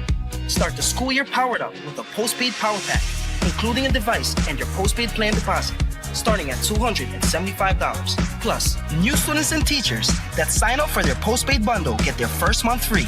Power up for back to school with Smart. Smart, bringing people together. Every dream begins with an opportunity, and every opportunity has the power to change a life. This year, Belize Bank proudly welcomes 16 outstanding new scholars during its 14th annual Scholarship Awards ceremony, recognizing young Belizeans whose academic excellence, leadership, and determination inspire us all.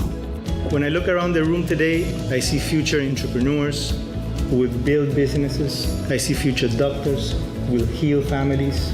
I see engineers who will design infrastructure, teachers which will inspire the next generation. For Belize Bank, a scholarship is more than financial assistance. It's a commitment to each student's future through guidance, encouragement, and mentorship from members of our management team. Today, we celebrate 16 new scholars, more than 250 lives transformed, one shared future. Because when we empower our youth, we empower our nation. So it started off like any other summer day in Belize. I decided to go down to Builders Hardware since I heard they had 25% off on summer outdoor products. I got a couple of items, a chair, a grill, a cooler, and I got carried away, but the prices were so good. But anyways, I might have gotten comfortable, maybe too comfortable. Then I saw the news, man, the hurricane season was not playing with me. But thank God, Builders also had 25% off hurricane preparedness items as well. Flashlights, batteries, sealant, first aid kits, everything I need. And guess what? My grill survived. KTV The Remix Season 8 is bringing the heat every Tuesday night. Experience Belize's biggest singing competition live from the Bliss as your favorite contestants battle it out on stage with unforgettable performances. The show starts at 8 p.m. sharp, so don't be late. Get your tickets today at Greater Belize Media on Coney Drive or 88 Shopping Center and come be a part of the excitement. KTV The Remix Season 8, where Belize's next superstar takes the stage. See you every Tuesday at 8 p.m. only on GBM.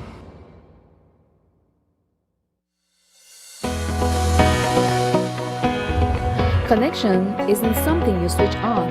It's something you build together. Connected through culture. Culture isn't preserved in silence. It's kept alive through participation. Connected through education. Education doesn't always look like a classroom.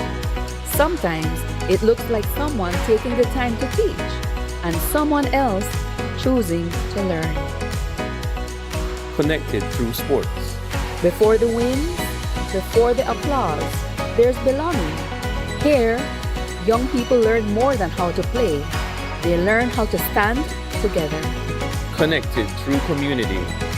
Community isn't a campaign, it's showing up. Not once, but every time it matters. Connected through you. Behind every connection is a person who cares. People who listen.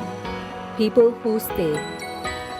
We don't just connect services, we connect you to your world. Connected through every chapter. Smart, bringing people together.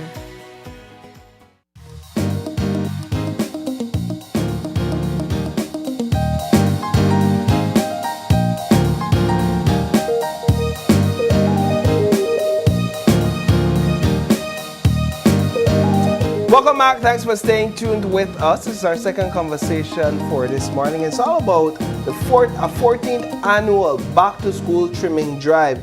Yes, this has been going on for 14 years.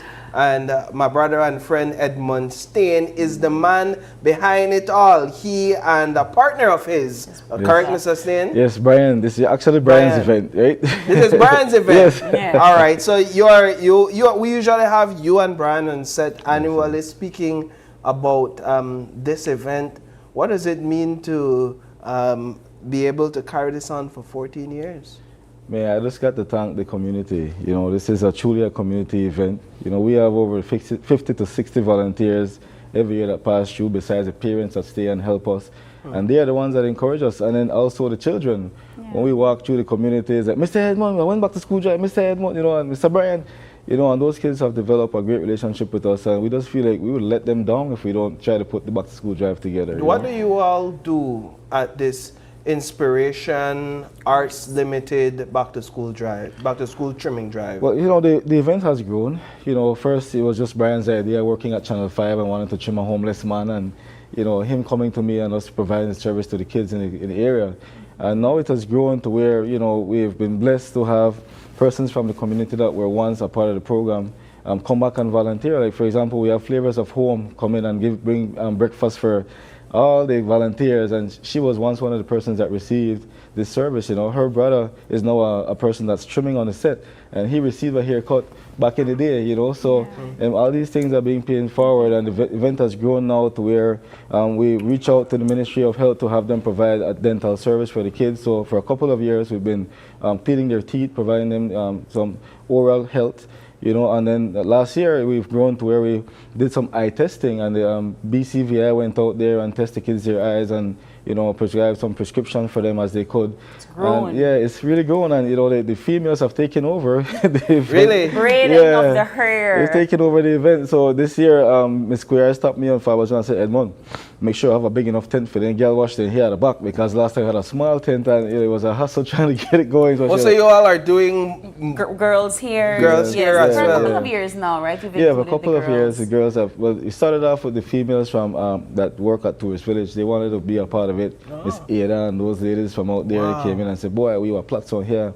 Then it would trick us because me and Brian went out to try to buy this stuff, and we miss They're out. expensive, Edmond. Okay, first of all, and it can't just be synthetic any kind of hair. You have to have the yake here, and I know one of the little buy exactly And then they want different edge styles, different control. colors. Oh my They You never need got a edge special control. kind of gel. You need to have the mousse. You need to have the braid cleaning Black gel. equipment. You have to use Yes, that's a little thing with it. exactly. See, he's learning. Yeah, He's so they learning. sent us back to buy. Sorry, yeah. It looks as if this event throughout the years is really drawn people that wants to give back and serve. Yeah, because we had a lot of Belizean artists passing through every year. They just come out and they sing for the kids and they entertain the kids. And I encourage all the friends that I have that are successful people, come out and so these kids could see a difference in the community. Because all they see is the one selling weed with big chain and nice vehicle and people selling drugs. And if they could see that a person just like them could be successful, being positive, then that would encourage them to want to stay in school. Yeah. I think that the biggest criticism of this event is that it's not done countrywide. It's done countrywide now. I mean, I've been following a lot of trimming drives happening all over the country, man. And Brian and I would like the opportunity to spread this throughout the entire country. Like, if we had the resources, we would definitely do it. Because we have the people. Everybody, our team want to work. Like, they want to help. You know what I mean? So like, they want to help as much people as they can. And we've grown to know where we give away school supplies. Yes, and tell us. Man, we're still begging for school supplies right now, right? We need book, we need pencil, we need eraser, we need sharpener, everything we think about for pack them bag, because we like when the bags are packed. One of the things that we did last year that was really new for us is that we gave away 100 sets of uniforms, and because we realized we got 3-4 school bags because the politician didn't give us school bag, everybody give us school bag. So the kids have 2-3 school bags forgot at school sometime, and then they have no shoes. Then the uniform that they tear up from last year uniform. You can see that from last year uniform, You see the brightness in the uniform, The color, the color gone. How do you all go about acquiring the uniforms? Well, do you have any this year? This year we never get a chance to do the uniforms because Brian and I, we both take on different initiatives, and I just take on a new role in my work. So it was just not, I didn't have the time to get it done. It took a lot to do it. But this event, like you said, is successful because of the amount of support that you have from other organizations, other people within the community and so forth. So if somebody decides that they want to give uniforms for this drive, you guys are not going to say no. Of course not. Miss Debbie just come to me and last week say, put me in the group chat because I'll give us some shoes and some books. Wow. So people, she said, I'll set up my table and she saw you want to tent space and she will give her things to the kids. People just pass through and bless the kids, and it's just people helping people. It's not. I mean, we don't get any major corporate sponsors in the recent years. I'm thankful to Caribbean Sprinter last year for giving us school bags, and all the other people. DJ has taken it on. Man, they just sent out their whole team for help us and support us. So those are great help. But it's not like they're giving us $1 million to get this event done. Yeah. And I still give out of my own to make sure everything works. And this has grown into a grand event. Yes, it is. I see. It's like a concert / getting your hair done / getting it's food. It's like when you have these pop-up shops, but in this case, you're not going there to buy stuff, and people that are behind the tables are not there to receive; they're there to give. So it's just a constant giving.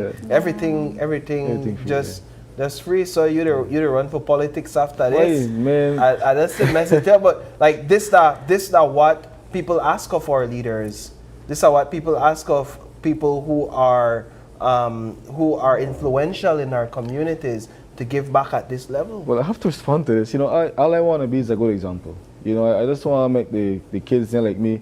I don't like them. I'm probably worse than them. When I grew up in a primary school and all that, and they know it. And I just want to show that somebody like we could actually do this. I love that response, Edmund, because while I agree with Paul that people expect it from the politicians, it's good to see that the weight for the politician. You know that you have the capability. Your brother, I call her your brother, right? I know that your brother. But you guys come together to see that something is wrong in your community, and you have the ability to support and help. And so I give them a big props and big kudos for that. For sure. But what time and start? When should people line up? Where? Well, you guys know, we start from 9. We always say we cut off 4, but we never out of 4. I was 6, 7 months still. They had a day where I passed by, I don't know, my bus at 8 o'clock in the night. Because we stay there and chill because kids still come and people still come, you know, and they guys don't want to go home, and then we just chill out and make sure that everybody gets served before we leave. Then we have the whole clean-up session because we never left the place dirty. Make sure that we left it the way it is, and in the morning we come early. So my guys, we have the wrecking crew come out from 5 in the morning and set up tents, set up chairs, get everything mobilized, and you know, get everything going in terms of the food and all of that. So that's how we run the event. And you know, Miss Queer is strict, so the YMCA, you have to make sure we're moving out, and we really appreciate her because it brings a level of control to the event. You know, we have a very good DJ Bogey. I always come out in the crowd and hey, you know, don't get no trouble. Everybody listen to him, right? And we need to have the authority and figure because the kids are crazy out there, 100 odd kids, right? Well, they get excited, they go out there, they see their friends. And what I love about this is that it's very much a community space. I don't know, I mean, you feel a certain way when you're in your barber shop, when you get your hair done, you're talking to your friends, you're having sort of conversations, you're talking about community issues, and then everybody kind of sort of networks in a space that is for children, which I think is just extremely awesome. So for the kids that want to come, anybody can come. They don't have to sign up for nothing. They reach there 9 o'clock. What can they expect? Yeah, so we have Miss Julie Dina and her team. They're the admin crew. You know, we have persons responsible for different groups. When they get there, they'll be signed up. You know, they'll be interviewed. They ask them if they don't eat, whatever. Because sometimes the kids come in and drink tea yet, and then they give them at least snack or something, so they can hold up. Right? And then we ask them what type of service they want to get. You know, they talk to the parents, what type of trim, because you know the parents like, cut it low. Right? So they go and they participate in different events that we have throughout the course of the day. Julie and her team does an amazing job of, you know, musical chairs and that kind of competition. So the kids then go there and they get a haircut and they don't want to go home and stay for the rest of the day, you know, and we feed them at the afternoon time. Anybody on the compound that's there between lunchtime will eat. Parents, volunteers, children, everybody. Children now, for the years now, we do hot dogs now. First it was getting the food and they waste up the rice and things. So we switch to hot dog and they want more hot dogs. So that we figure out that would work, you know. For the grown-ups this year, I told my wife that we will be doing the jerk barbecue chicken. You guys know I do the jerk barbecue chicken on weekends, so I will be doing that for the volunteers on the Sunday. Wow, they don't taste the chicken yet. They don't taste the chicken yet, so you know, I'll be doing that. And we'll get live chickens we go kill because one of our bedrooms, Jimmy, he's sponsoring us chicken. Boy, give it the chicken in live. So some of the guys from the community going to kill and clean it up. And then I was I respect that so much. Love that. All right, so if people want to contribute at this moment and moving into the next couple of weeks and days and weeks, how can they contribute? Well, we now we register as an MPO. We have a bank account. I wish Brian McCon can have the bank account in your head. No, it's but not in. The numbers are on the screen. You can reach out to us to provide you the information. No, we are full MPO. We're registered. We have your account at Belize Bank. Thankful to them for supporting us also with this. And you could donate the monies there. We could give you a receipts, anything. You could pay directly to the spot. If you want to say, I'll sponsor some book, you go to A&R, you just pay for some book. We got to pick that up and make sure the kids get a book. You know, whichever makes you comfortable. We just want to make sure the kids get blessed. You come the day and bring this stuff. Because people just come and bring stuff today. I mean, Miss Mangara's passed out now, but she used to bring sandwich away every time we eat up. Sometimes belly full. They work out. We got too much food to eat. You know, but we want people, the community, to come out. They call out everybody. I can't call out no name because I forget some people. But when I come out, I don't know about school drivers on, sending our children, you know, make sure they will behave because we have to send discipline in the space. And we need help. I mean, school supplies, we never out of that. We get a commitment from Caribbean Spring to see if we get some more school bags, but you know, we want full name bag. Right? So please, if you have more bag too, because we never have enough. I tell you, one time when we shot 50 bag and they said they come to me, they give a bag and they just pass you and give me 50 bag. And we got exactly what we need, you know. So it's God blessing, you know. My life has been blessed in giving back, and I want to encourage all the other trim drives that are happening throughout the country. Hope on a drive goes successful, you know, keep going, you know what I mean. I know sometimes it's difficult to put it together, but keep it going, you know what I mean. And I want to encourage you, if you need, you know, any advice or anything, what we've been through, reach out. You know, we definitely, last time we sent volunteers are the one that, with a young lady that did it last year. Griga. And she had one in St. Martin's, and, you know, it was a beautiful event, you know, so I'm hoping that, you know, more Well, people take it on and do it, you know. Edmund, and I know Brian, I know you're watching. Brian, Thank yeah. you so much for all the work that you've done in your community. And if you want to sponsor or volunteer, you can contact any of the numbers that were on the screen in the flyer so that you're able to give. And if you just want to stop by the 29th and the 30th to give something at the Inspiration Art Limited Back to School Drive, you can definitely do so. Edmund, thank you so much for joining us this morning. Thank you. Thank you. All right, we're going to take another quick break and we'll be back with more Open Your Eyes. Don't go away. We'll be right back.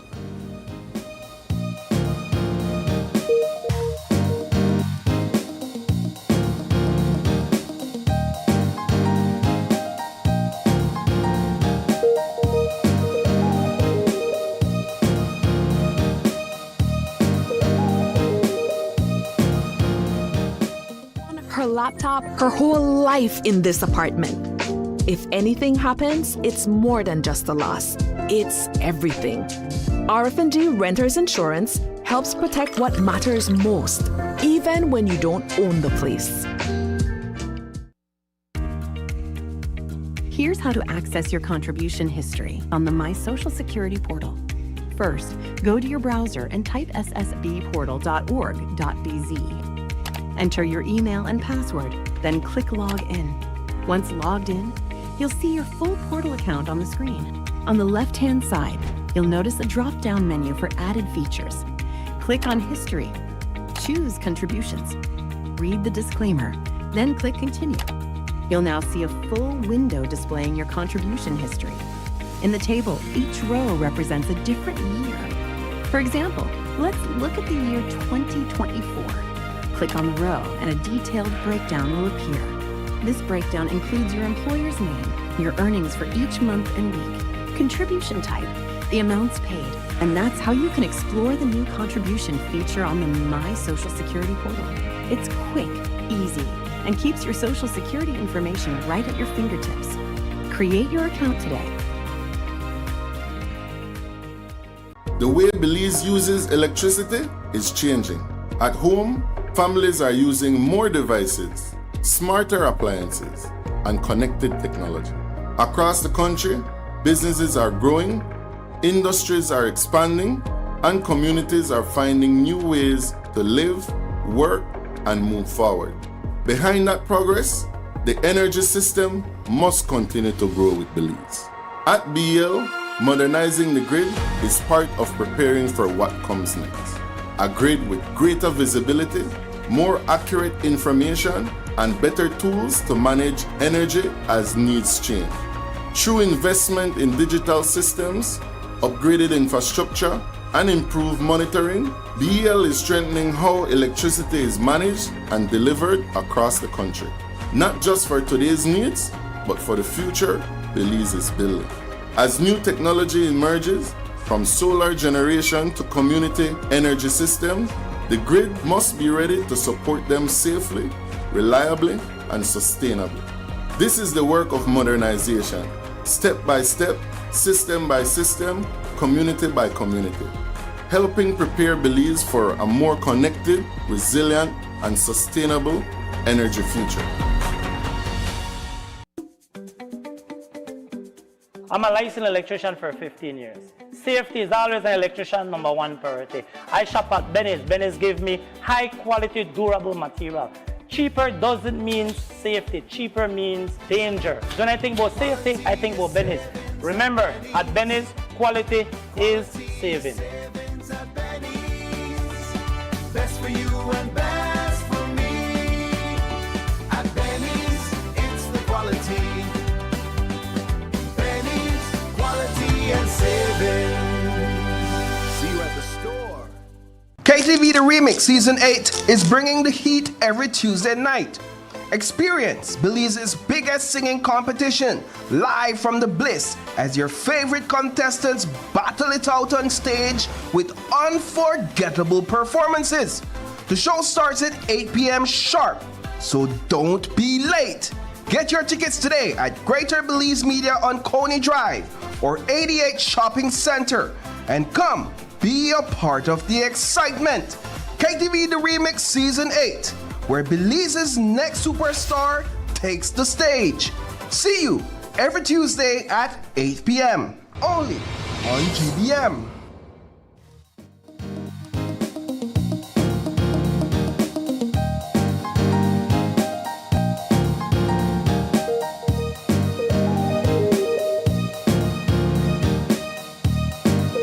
Welcome back to Open Your Eyes and joining us for our final conversation. It's all about the Evolution Motors, rent-to-own electric vehicles in Belize. And we have joining us on set Juan Dusan, and he is a managing director over at Evolution Motors. Good morning. Good morning, April. And we have program coordinator at Evolution Motors, Isanin Napata. Good morning. Good morning. Gentlemen, the future is electric, as they tell me, but is it electric for everybody in the country?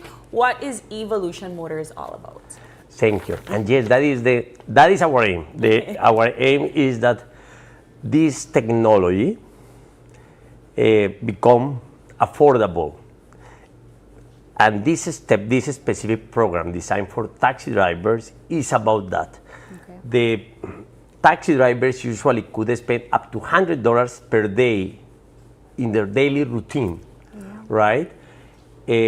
So one electrical vehicle using the same routine could spend between $15 to $20, right? So one of the things with the taxi drivers also is that many of the taxis that you see on the street is not people that own the vehicle, but it's people that rent the vehicle. Okay. They pay daily between $50 to $60.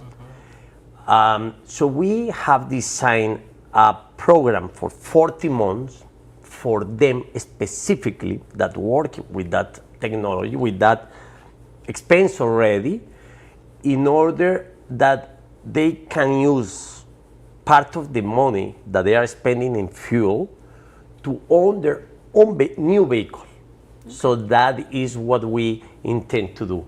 So about 4 years or so. Right. For example, right now, what we are. Let's look at the screen and break down for us what that is. This is the regular thing. In the regular thing, to give you an idea, one person that is professional taxi driver in the city can make around 20 services, and 20 services with one average of $12. So the revenue for them is $240 per day. Okay.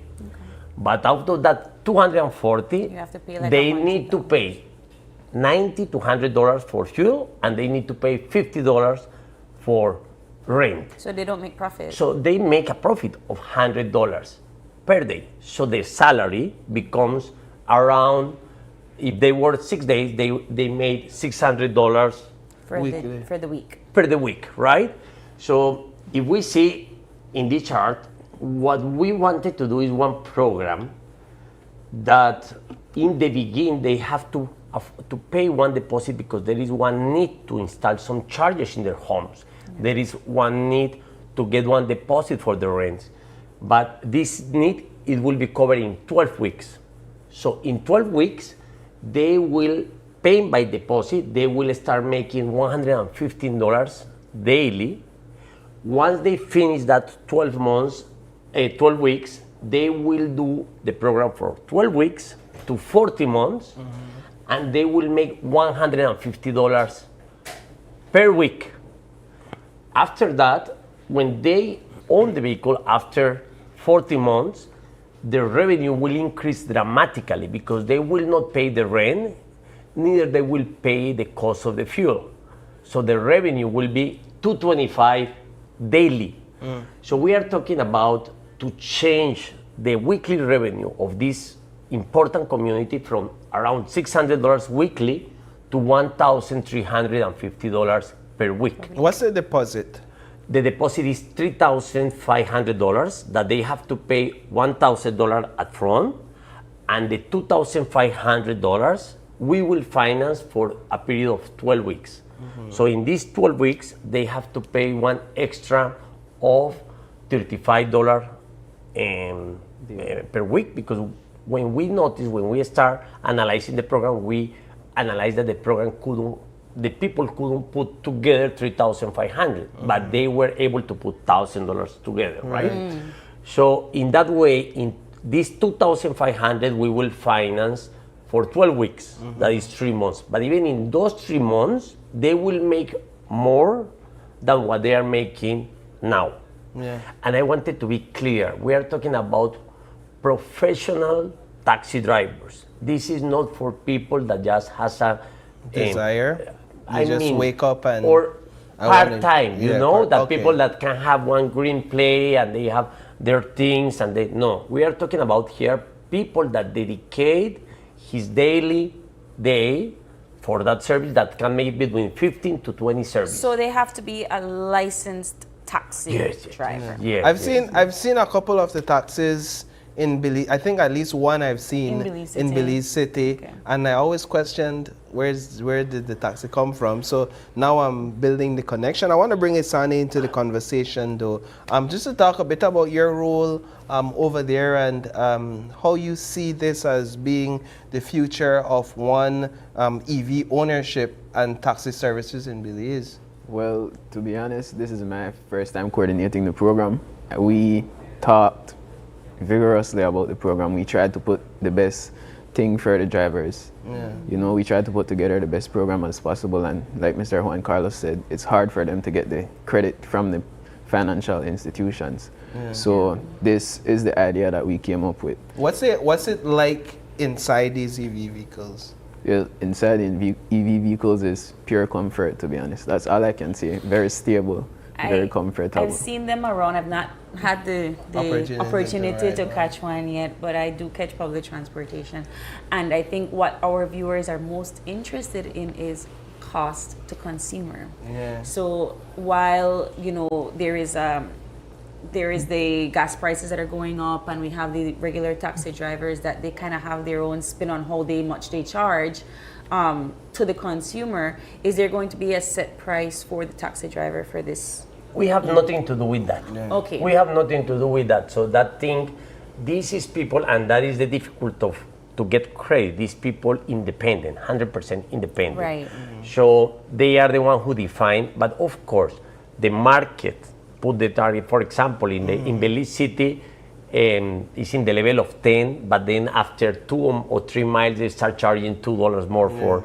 So you can find people that charge 12, and then you go far and they charge 15, you know.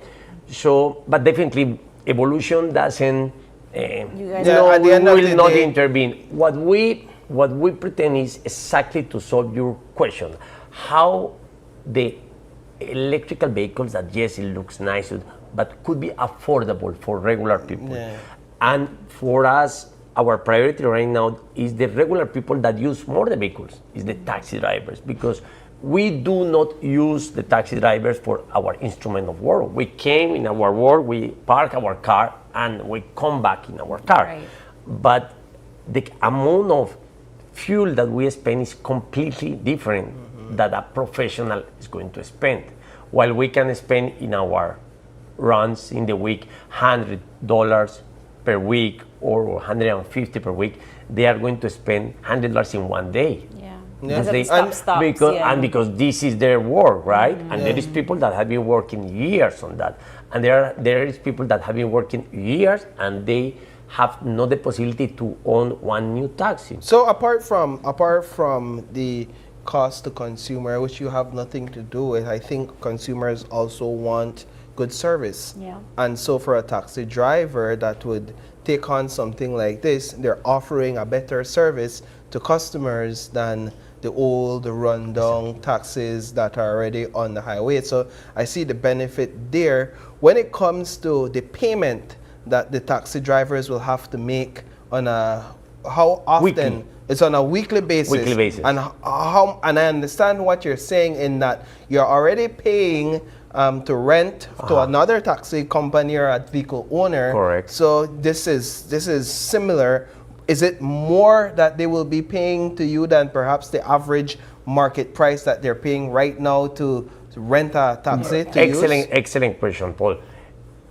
They are used to pay between $50 to $60 a day. So, but for rent, they will not own it. Okay. With Evolution, they will pay $75 a day. A day during 40 months, so 3 years and 4 months, and they will own. So that's why when you see the revenue after it grow dramatically because that $75 that you are going to pay in the 40 months, after that you will stop paying.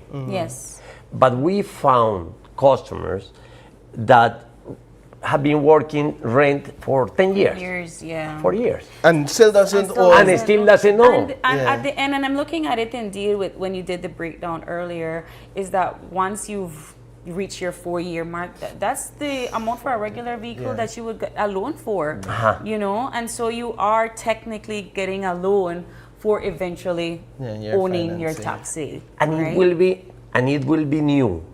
And this create a different and comfort. Not very cheap for a new car. And this create a lot of comfort. And there is one thing additional that it was really the initiator of this program. When we burn fuel, gasoline, this is one liquid. One liquid that when we use it, pass to be a gas. 1 gallon is around 6 pounds. When we pass to the gas, it gets mixed with the oxygen, and then becomes CO2. But not the same 6 pounds, but now it becomes 20 pounds. You're getting very technical, but I'm following. Right, but the point is this. This is the emissions that are responsible for the global warming. And in the world right now is the challenge that everyone is facing. And Belize is not apart from this. And you see our authorities that are trying to put electrical bus, are trying to put the EV taxis in their side, are trying to promote these things because this is a compromise that each country needs to face. And imagine that 1 gallon. 1 gallon is something normal in our day-to-day consumption of things, but 1 gallon that is 6 pounds produce 20 pounds of emissions. So before we wrap up and before I ask Isani how people can be a part of it and who can they contact and the contact information, I have to ask how much do you trust the market and how much do you trust that taxi drivers can and will stick to their commitment, because this takes a level of trust. There's some risks involved in that one.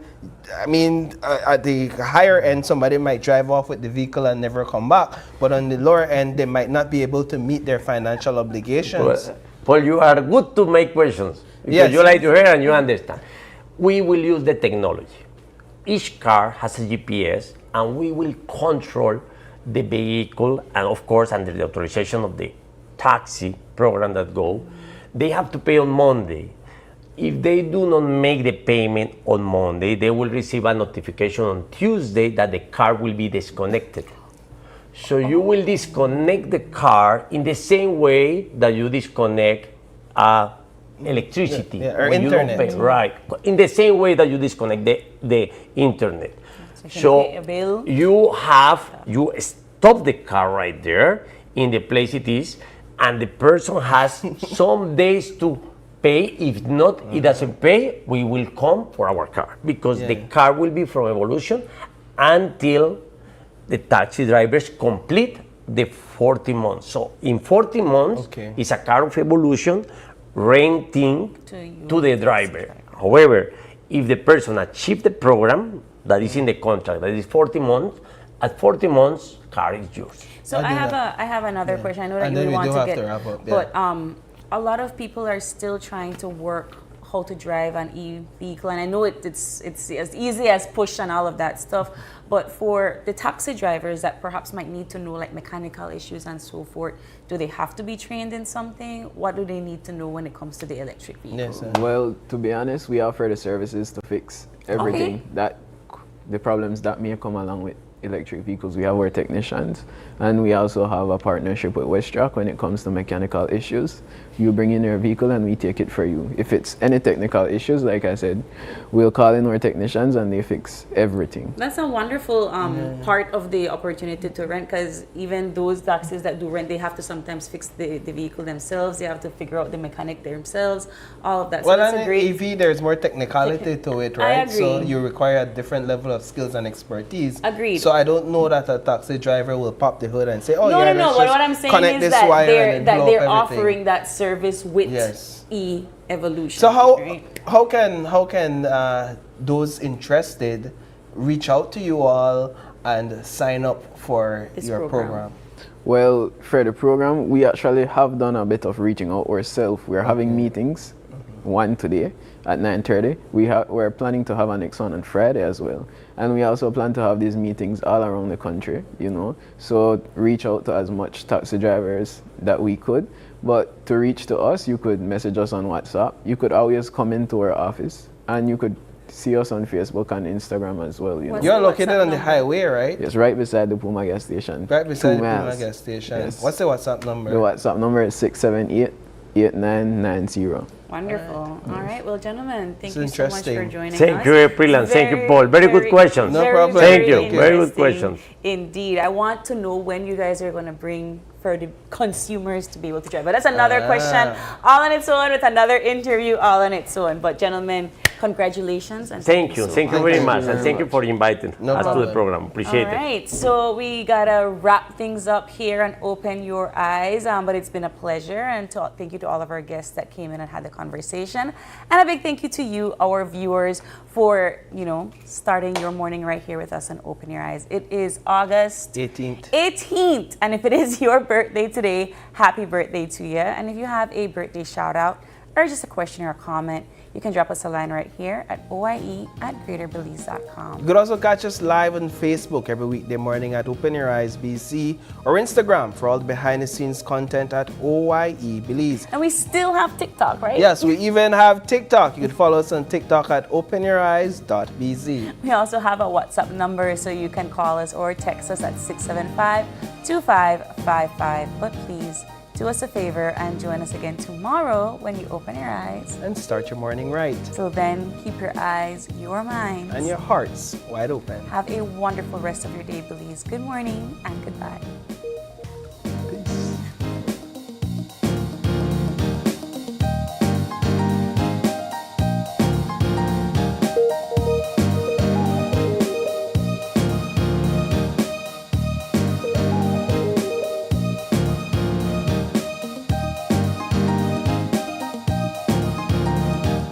Open Your Eyes was brought to you by the Belize Bank, our country, your bank, and Smart, bringing people together.